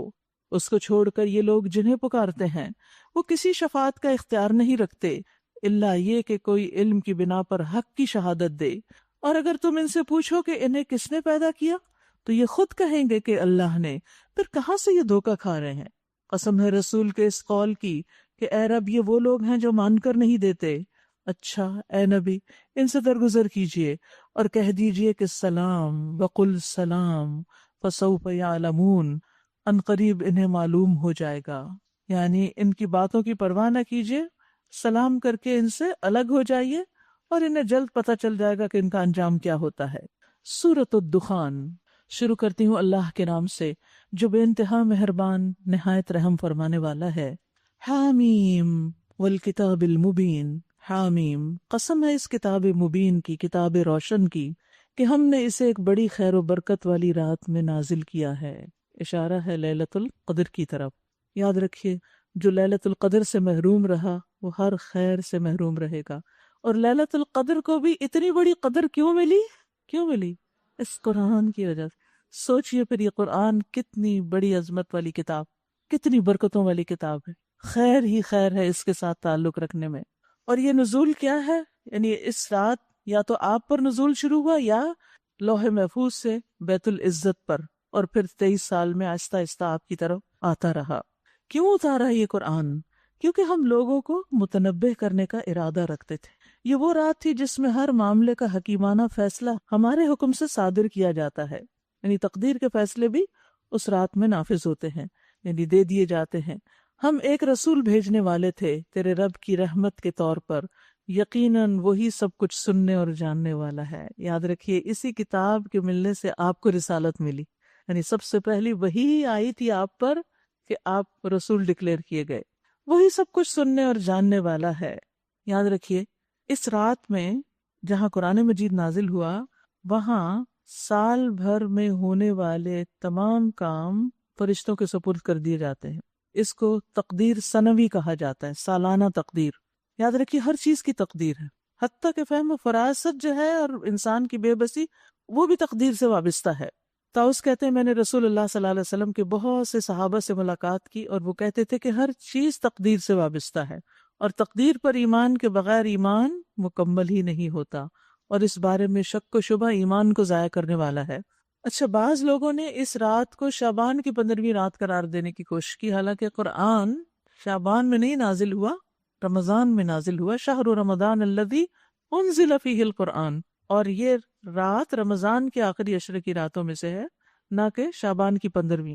وہی سب کچھ سننے اور جاننے والا ہے، آسمانوں اور زمین کا رب، اور ہر اس چیز کا رب جو آسمان و زمین کے درمیان ہے۔ اگر تم لوگ واقعی یقین رکھنے والے ہو، کوئی معبود اس کے سوا نہیں، وہی زندگی دیتا ہے، وہی موت دیتا ہے، تمہارا رب اور تمہارے ان اسلاف کا رب جو پہلے گزر چکے، بلکہ یہ اپنے شک میں پڑے کھیل رہے ہیں۔ اچھا انتظار کرو اس دن کا جب آسمان سری دھواں لیے ہوئے آئے گا اور وہ لوگوں پر چھا جائے گا، یہ ہے دردناک سزا۔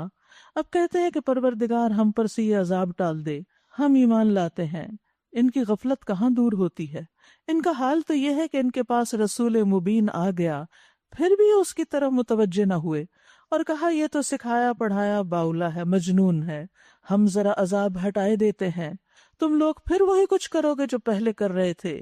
جس روز ہم بڑی ضرب لگائیں گے وہ دن ہوگا جب ہم تم سے انتقام لیں گے۔ بدر کی طرف اشارہ ہے۔ ہم ان سے پہلے فرعون کی قوم کو اسی آزمائش میں ڈال چکے ہیں۔ ان کے پاس ایک نہایت شریف رسول آیا اور اس نے کہا اللہ کے بندوں کو میرے حوالے کر دو، میں تمہارے لیے ایک امانت دار رسول ہوں، اللہ کے مقابلے میں سرکشی نہ کرو، میں تمہارے سامنے اپنی ماموریت کی صریح سند پیش کرتا ہوں، اور میں اپنے رب اور تمہارے رب کی پناہ لے چکا ہوں اس سے کہ تم مجھ پر حملہ آور ہو۔ اگر تم میری بات نہیں مانتے تو مجھ پر ہاتھ ڈالنے سے باز رہو۔ آخر کار اس نے اپنے رب کو پکارا، قوم مجرمون، کہ یہ لوگ مجرم ہیں۔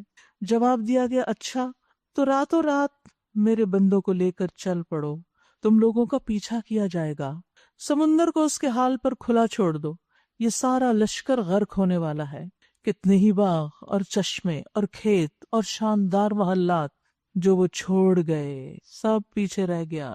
کتنے ہی عیش کے سر و سامان جن میں وہ مزے کر رہے تھے، ان کے پیچھے دھرے کے دھرے رہ گئے۔ یہ ہوا ان کا انجام، اور ہم نے دوسروں کو ان چیزوں کا وارث بنا دیا۔ پھر نہ آسمان ان پہ رویا، نہ زمین، اور نہ ذرا سی بھی ان کو مہلت دی گئی۔ یعنی کسی کو بھی ان کی تباہی کی کوئی پرواہ نہیں، کیونکہ انہوں نے زمین پہ کوئی نیک عمل نہیں کیا کہ زمین ان کے لیے روتی، اور آسمان کے نیچے کوئی اچھا عمل نہیں کیا، یا یہ کہ کوئی اچھا عمل نہیں کیا جو آسمان کی طرف بلند ہوتا، تو پھر آسمان روتا کہ وہ فلاں کی دعا نہیں آ رہی، یا فلاں کے نیک عمل اب چڑھ نہیں رہے، تو وہ کدھر گیا۔ یعنی ایسے لوگ جو دنیا میں ظلم کریں، اللہ کی نافرمانی کے کام کریں، اللہ کی مخلوق ان سے بیزار ہوتی ہے، وہ شکر ادا کرتی ہے کہ ایسے مجرم گئے دنیا سے۔ اس طرح بنی اسرائیل کو ہم نے سخت ذلت کے عذاب فرعون سے نجات دی، جو حد سے گزر جانے والوں میں فی الواقع بڑے اونچے درجے کا آدمی تھا، اور ان کی حالت جانتے ہوئے ان کو دنیا کی دوسری قوموں پر ترجیح دی۔ کمزوروں کو اللہ نے اوپر اٹھا دیا اور انہیں ایسی نشانیاں دکھائیں جن میں صریح آزمائش تھی۔ یہ لوگ کہتے ہیں ہماری پہلی موت کے سوا اور کچھ نہیں، اس کے بعد ہم دوبارہ اٹھائے جانے والے نہیں۔ اگر تم سچے ہو تو اٹھا لاؤ ہمارے باپ دادا کو، یہ بہتر ہے یا تبا کی قوم، کہتے ہیں یمن والوں کا لقب تھا ان کے بادشاہوں کا، جیسے فرعون مصریوں کا، اور اس سے پہلے کے لوگ، ہم نے ان کو اسی بنا پر تباہ کیا کہ وہ مجرم ہو گئے تھے۔ یہ آسمان و زمین اور ان کے درمیان کی چیزیں ہم نے کچھ کھیل کے طور پر نہیں بنا دی، ان کو ہم نے حق کے ساتھ پیدا کیا، ایک مقصد کے ساتھ پیدا کیا، مگر اکثر لوگ جانتے نہیں۔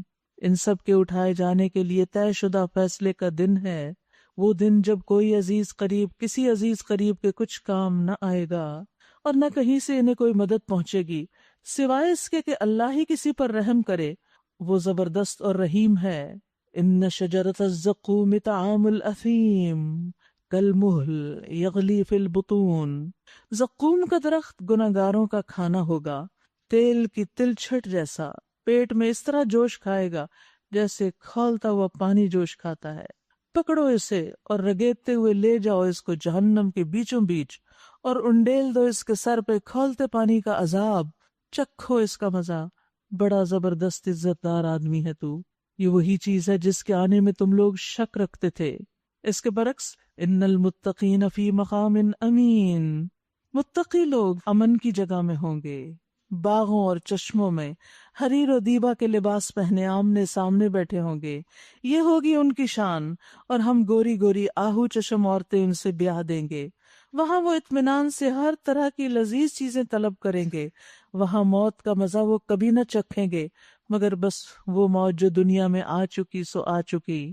اللہ اپنے فضل سے ان کو جہنم کے عذاب سے بچا لے گا، یہی بڑی کامیابی ہے۔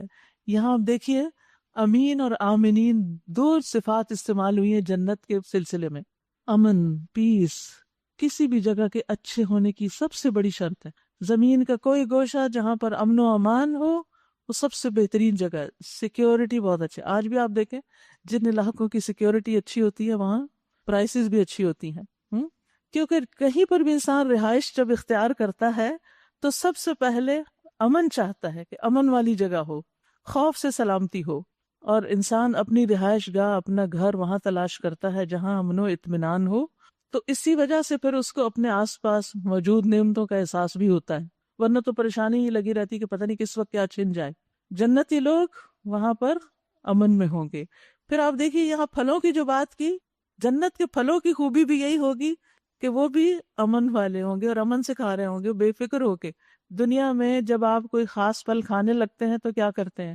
خربوزہ اس وقت نہیں کھانا، تربوز اس وقت نہیں کھانا، آم زیادہ نہیں کھانا، یہ کھانے سے یہ ہو جائے گا، وہ کھانے سے پیٹ خراب ہو جائے گا. امن کوئی نہیں. لیکن وہاں کے پھل جتنے چاہیں کھائیں، آمینین آمینین. پھر یہ کہ دنیا میں جب کھا رہے ہوتے ہیں تو ہم کہتے ہیں بس سیزن کا آخری پھل رہ گیا ہے، لیکن وہاں کوئی سیزن نہیں، جب جو جی چاہے کھاؤ. اور پھر من پسند، اور پھر وہ جھکے ہوئے قریب، جس چیز کا دل چاہے گا وہ خود حاضر ہو جائے گی، اور کبھی نہ ختم ہو، کبھی نہ روکے جائیں. اور ان کے خوشوں کا سائز بھی کتنا بڑا. انگور کے گچھے کی لمبائی مدینہ سے صنعاء یمن تک، ایک ایک گچھا اتنا بڑا. اور سب سے بڑی بات یہ کہ موت ہی نہیں آنی. سبحان اللہ. فَإِنَّمَا يَسَّرْنَاهُ بِلِسَانِكَ، اے نبی صلی اللہ علیہ وسلم، ہم نے اس کتاب کو آپ کی زبان میں آسان بنا دیا ہے تاکہ یہ لوگ نصیحت حاصل کریں. یہ کتاب آسان ہے. اب تم بھی انتظار کرو اور یہ بھی منتظر ہیں، پھر انجام دیکھا جائے گا کہ کس کی شامت آتی ہے. سورۃ الجاسیہ. بسم اللہ الرحمن الرحیم. حامیم تنزیل الکتاب من اللہ العزیز الحکیم. شروع کرتی ہوں اللہ کے نام سے جو بے انتہا مہربان نہایت رحم فرمانے والا ہے. حامیم، اس کتاب کا نزول اللہ کی طرف سے ہے جو زبردست اور حکیم ہے. حقیقت یہ ہے کہ آسمانوں اور زمین میں بے شمار نشانیاں ہیں ایمان لانے والوں کے لیے، اور تمہاری اپنی پیدائش میں اور ان حیوانات میں جو اللہ زمین میں پھیلا رہا ہے بڑی نشانیاں ہیں ان لوگوں کے لیے جو یقین لانے والے ہیں. اور شب و روز کے اختلاف میں اور اس رزق میں جسے اللہ آسمان سے نازل فرماتا ہے، پھر اس کے ذریعے سے مردہ زمین کو جلا اٹھاتا ہے، اور ہواؤں کی گردش میں بہت نشانیاں ہیں ان لوگوں کے لیے جو عقل سے کام لیتے ہیں. یہ اللہ کی نشانیاں ہیں جنہیں ہم تمہارے سامنے ٹھیک ٹھیک بیان کر رہے ہیں. اب آخر اللہ اور اس کی آیات کے بعد اور کون سی بات ہے جس پر یہ لوگ ایمان لائیں گے؟ تو یہاں پر آپ دیکھیے کہ اللہ کی توحید اور عظمت کے کچھ دلائل دیے گئے ہیں. نمبر 1، اللہ کا آسمان و زمین کو پیدا کرنا. 2، لوگوں کو پیدا کرنا. 3، جانوروں کو پیدا کرنا. 4، رات اور دن کا اختلاف. 5، آسمان سے پانی نازل کرنا اور زمین کو زندہ کرنا. اور 6، ہواؤں کو چلانا. یہ ساری نشانیاں ہمارے آس پاس بکھری ہوئی ہیں کہ ہم اللہ کو پہچانیں اور اس پر ایمان لائیں. تباہی ہے ہر اس جھوٹے بد اعمال شخص کے لیے جس کے سامنے اللہ کی آیات پڑھی جاتی ہیں اور وہ ان کو سنتا ہے، پھر پورے تکبر کے ساتھ اپنے کفر پر اس طرح اڑا رہتا ہے کہ گویا اس نے ان کو سنا ہی نہ ہو، سنی انسنی کر دیتا ہے. ایسے شخص کو دردناک عذاب کا مژدہ سنا دو. ہماری آیات میں سے کوئی بات جب اس کے علم میں آتی ہے تو وہ ان کا مذاق بنا لیتا ہے. ایسے سب لوگوں کے لیے ذلت کا عذاب ہے، ان کے آگے جہنم ہے. جو کچھ بھی انہوں نے دنیا میں کمایا ہے اس میں سے کوئی چیز ان کے کسی کام نہ آئے گی، نہ ان کے وہ سرپرست ہی ان کے لیے کچھ کر سکیں گے جنہیں اللہ کو چھوڑ کر انہوں نے اپنا ولی بنا رکھا ہے. ان کے لیے بڑا عذاب ہے. ہاذا ہدا، یہ قرآن سراسر ہدایت ہے. اور ان لوگوں کے لیے بلا کا دردناک عذاب ہے جنہوں نے اپنے رب کی آیات کو ماننے سے انکار کر دیا. وہ اللہ ہی تو ہے جس نے تمہارے لیے سمندر کو مسخر کیا تاکہ اس کے حکم سے کشتیاں اس میں چلیں اور تم اس کا فضل تلاش کرو اور شکر گزار رہو. اس نے زمین اور آسمانوں کی ساری ہی چیزوں کو تمہارے لیے مسخر کر دیا، سب کچھ اپنے پاس سے. اس میں بڑی نشانیاں ہیں ان لوگوں کے لیے جو غور و فکر کرنے والے ہیں. اے نبی صلی اللہ علیہ وسلم، ایمان لانے والوں سے کہہ دیجئے جو لوگ اللہ کی طرف سے برے دن آنے کا کوئی اندیشہ نہیں رکھتے ان کی حرکتوں پر درگزر سے کام لیں تاکہ اللہ خود ایک گروہ کو اس کی کمائی کا بدلہ دے۔ جو کوئی نیک عمل کرے گا اپنے ہی لیے کرے گا، اور جو برائی کرے گا وہ آپ ہی اس کا خمیازہ بھگتے گا۔ پھر جانا تو سب کو اپنے رب ہی کی طرف ہے۔ اس سے پہلے بنی اسرائیل کو ہم نے کتاب اور حکم اور نبوت عطا کی تھی، ان کو ہم نے عمدہ سامان زندگی سے نوازا، دنیا بھر کے لوگوں پر انہیں فضیلت عطا کی، اور دین کے معاملے میں انہیں واضح ہدایات دیں۔ پھر جو اختلاف ان کے درمیان رونما ہوا وہ ناواقفیت کی وجہ سے نہیں بلکہ علم آ جانے کے بعد ہوا، اور اس وجہ سے ہوا کہ وہ آپس میں ایک دوسرے پہ زیادتی کرنا چاہتے تھے۔ یعنی دین پڑھے ہوئے لوگ جب اختلاف کرتے ہیں تو دراصل وہ زیادتی کی وجہ سے کرتے ہیں۔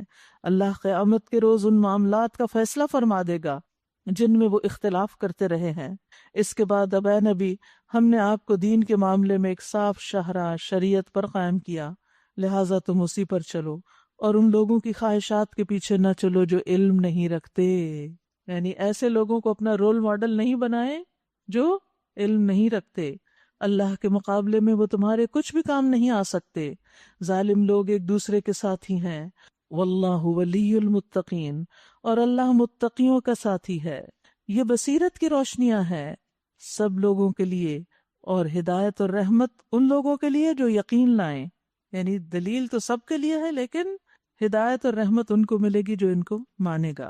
کیا وہ لوگ جنہوں نے برائیوں کا ارتکاب کیا یہ سمجھے بیٹھے ہیں کہ ہم انہیں اور ایمان لانے والوں اور نیک عمل کرنے والوں کو ایک جیسا کر دیں گے؟ ان کا جینا اور مرنا برابر ہو جائے گا؟ بہت برے حکم ہیں جو یہ لوگ لگاتے ہیں۔ اللہ نے تو آسمانوں اور زمین کو برحق پیدا کیا، اور اس لیے کیا کہ ہر شخص کو اس کی کمائی کا بدلہ دیا جائے، لوگوں پر ظلم ہرگز نہ کیا جائے گا۔ یہ جو آیت 21 ہے نا، یہ عبادت گزاروں کو رلا دینے والی آیت ہے۔ ابراہیم بن اشعث کہتے ہیں کہ میں نے فضیل بن ایاز کو اکثر دیکھا کہ وہ رات کے اول حصے سے اس کے آخر تک اس آیت اور اس جیسی آیتوں کو پڑھتے رہتے تھے، پھر کہتے کاش میں جان لیتا کہ میں دونوں گروہوں میں سے کس میں ہوں، نیک لوگوں میں سے ہوں یا برے کام کرنے والوں میں سے ہوں۔ تو اس آیت کو یہ نام دیا گیا ہے کہ یہ نیک لوگوں کو، عبادت گزاروں کو رلانے والی آیت ہے کہ وہ پریشان رہتے ہیں کہ ہمارا شمار کہاں ہوگا۔ پھر کیا تم نے کبھی اس شخص کے حال پر بھی غور کیا جس نے اپنی خواہش نفس کو اپنا الہ بنا لیا؟ یہاں پھر خواہش نفس کی مذمت کی جا رہی ہے۔ ابن عباس کہتے ہیں اللہ تعالیٰ نے جہاں خواہش کا ذکر کیا اس کی مذمت ہی بیان کی۔ سہل تستری کہتے ہیں تمہاری خواہشات تمہاری بیماری ہیں، مخالفت سے ان کا علاج کرو تو علاج ہو جائے گا، صحت ہو جائے گی۔ یعنی ہر وہ کام مت کرنے لگ جاؤ جس کو دل چاہ رہا ہے۔ تو کیا تم نے اس شخص کے حال پہ غور کیا جس نے اپنی خواہش نفس کو اپنا الہ بنا لیا، اور اللہ نے علم کے باوجود اسے گمراہی میں پھینک دیا؟ یعنی علم آنے کے بعد بھی اگر کوئی خواہشات کا بندہ ہے تو وہ بھٹک جاتا ہے، گمراہ ہو جاتا ہے۔ خواہشات انسان کو ذلیل کر کے رکھ دیتی ہیں، اور اس کے دل اور کانوں پر مہر لگا دی اور آنکھوں پہ پردہ ڈال دیا۔ اسی لیے انسان پھر پڑھ لکھ کے بھی بےہودہ حرکتیں کرنے پہ اتر آتا ہے۔ اللہ کے بعد اب اور کون ہے جو اسے ہدایت دے؟ کیا تم لوگ کوئی سبق نہیں لیتے؟ یہ لوگ کہتے ہیں کہ زندگی بس یہی ہماری اس دنیا کی زندگی ہے، یہی ہمارا مرنا اور جینا ہے، اور گردش ایام کے سوا کوئی چیز نہیں جو ہمیں ہلاک کرتی ہو۔ در حقیقت اس معاملے میں ان کے پاس کوئی علم نہیں، یہ محض گمان کی بنا پہ یہ باتیں کر رہے ہیں۔ جب ہماری واضح آیات انہیں سنائی جاتی ہیں تو ان کے پاس کوئی حجت اس کے سوا نہیں ہوتی کہ اٹھا لو ہمارے باپ دادا کو اگر تم سچے ہو۔ اے نبی ان سے کہیے اللہ ہی تمہیں زندگی بخشتا ہے، پھر وہی تمہیں موت دیتا ہے، پھر وہی تمہیں اس قیامت کے دن جمع کرے گا جس کے آنے میں کوئی شک نہیں، مگر اکثر لوگ جانتے نہیں۔ زمین و آسمان کی بادشاہت اللہ ہی کی ہے، اور جس روز قیامت کی گھڑی آ کھڑی ہوگی اس دن باطل پرست خسارے میں پڑ جائیں گے۔ اس وقت تم ہر گروہ کو گھٹنوں کے بل گرا ہوا دیکھو گے، گھٹنوں کے بل گرا ہوا دیکھو گے۔ ہر گروہ کو پکارا جائے گا کہ آئے اور اپنا نامہ اعمال دیکھے۔ ان سے کہا جائے گا آج تم لوگوں کو ان اعمال کا بدلہ دیا جائے گا جو تم کرتے رہے تھے۔ یہ ہمارا تیار کرایا ہوا اعمال نامہ ہے جو تمہارے اوپر ٹھیک ٹھیک گواہی دے رہا ہے۔ جو کچھ بھی تم کرتے تھے اسے ہم لکھواتے جا رہے تھے۔ ہم سب کو ڈرنا چاہیے، ہر عمل چاہے لوگوں کے سامنے ہے یا چھپ کے کیا جا رہا ہے، سب لکھا جا رہا ہے۔ پھر جو لوگ ایمان لائے تھے اور نیک عمل کرتے رہے تھے انہیں ان کا رب اپنی رحمت میں داخل کرے گا، اور یہی صریح کامیابی ہے۔ اور جن لوگوں نے کفر کیا تھا ان سے کہا جائے گا کیا میری آیات تمہیں سنائی نہیں جاتی تھی؟ مگر تم نے تکبر کیا اور مجرم بن کر رہے۔ اور جب کہا جاتا تھا کہ اللہ کا وعدہ برحق ہے اور قیامت کے آنے میں کوئی شک نہیں، تو تم کہتے تھے کہ ہم نہیں جانتے قیامت کیا ہوتی ہے، ہم تو بس ایک گمان سا رکھتے ہیں، یقین ہمیں نہیں۔ اس وقت ان پر ان کے اعمال کی برائیاں کھل جائیں گی اور وہ اسی چیز کے پھیر میں آ جائیں گے جس کا وہ مذاق اڑایا کرتے تھے، اور ان سے کہہ دیا جائے گا آج ہم بھی اسی طرح تمہیں بھلائے دیتے ہیں جس طرح تم اس دن کی ملاقات کو بھول گئے تھے۔ تمہارا ٹھکانہ اب دوزخ ہے اور کوئی تمہاری مدد کرنے والا نہیں ہے۔ یہ تمہارا انجام اس لیے ہوا کہ تم نے اللہ کی آیات کا مذاق بنا لیا تھا اور تمہیں دنیا کی زندگی نے دھوکے میں ڈال دیا تھا، لہٰذا آج نہ یہ لوگ دوزخ سے نکالے جائیں گے اور نہ ان سے کہا جائے گا کہ معافی مانگ کر اپنے رب کو راضی کر لو۔ بس تعریف اللہ ہی کے لیے ہے جو زمین اور آسمانوں کا مالک اور سارے جہان والوں کا رب ہے۔ زمین اور آسمانوں میں بڑائی اسی کے لیے ہے اور وہی زبردست اور دانا ہے۔ فَلِلَّهِ الْحَمْدُ رَبِّ السَّمَاوَاتِ وَرَبِّ الْأَرْضِ رَبِّ الْعَالَمِينَ وَلَهُ الْكِبْرِيَاءُ فِي السَّمَاوَاتِ وَالْأَرْضِ وَهُوَ الْعَزِيزُ الْحَكِيمُ۔ کبریائی اللہ کا وصف ہے، اسی کو زیبا ہے۔ اللہ سبحانہ وتعالی ہمیں بندگی سکھا دے۔ وآخر دعوانا ان الحمد للہ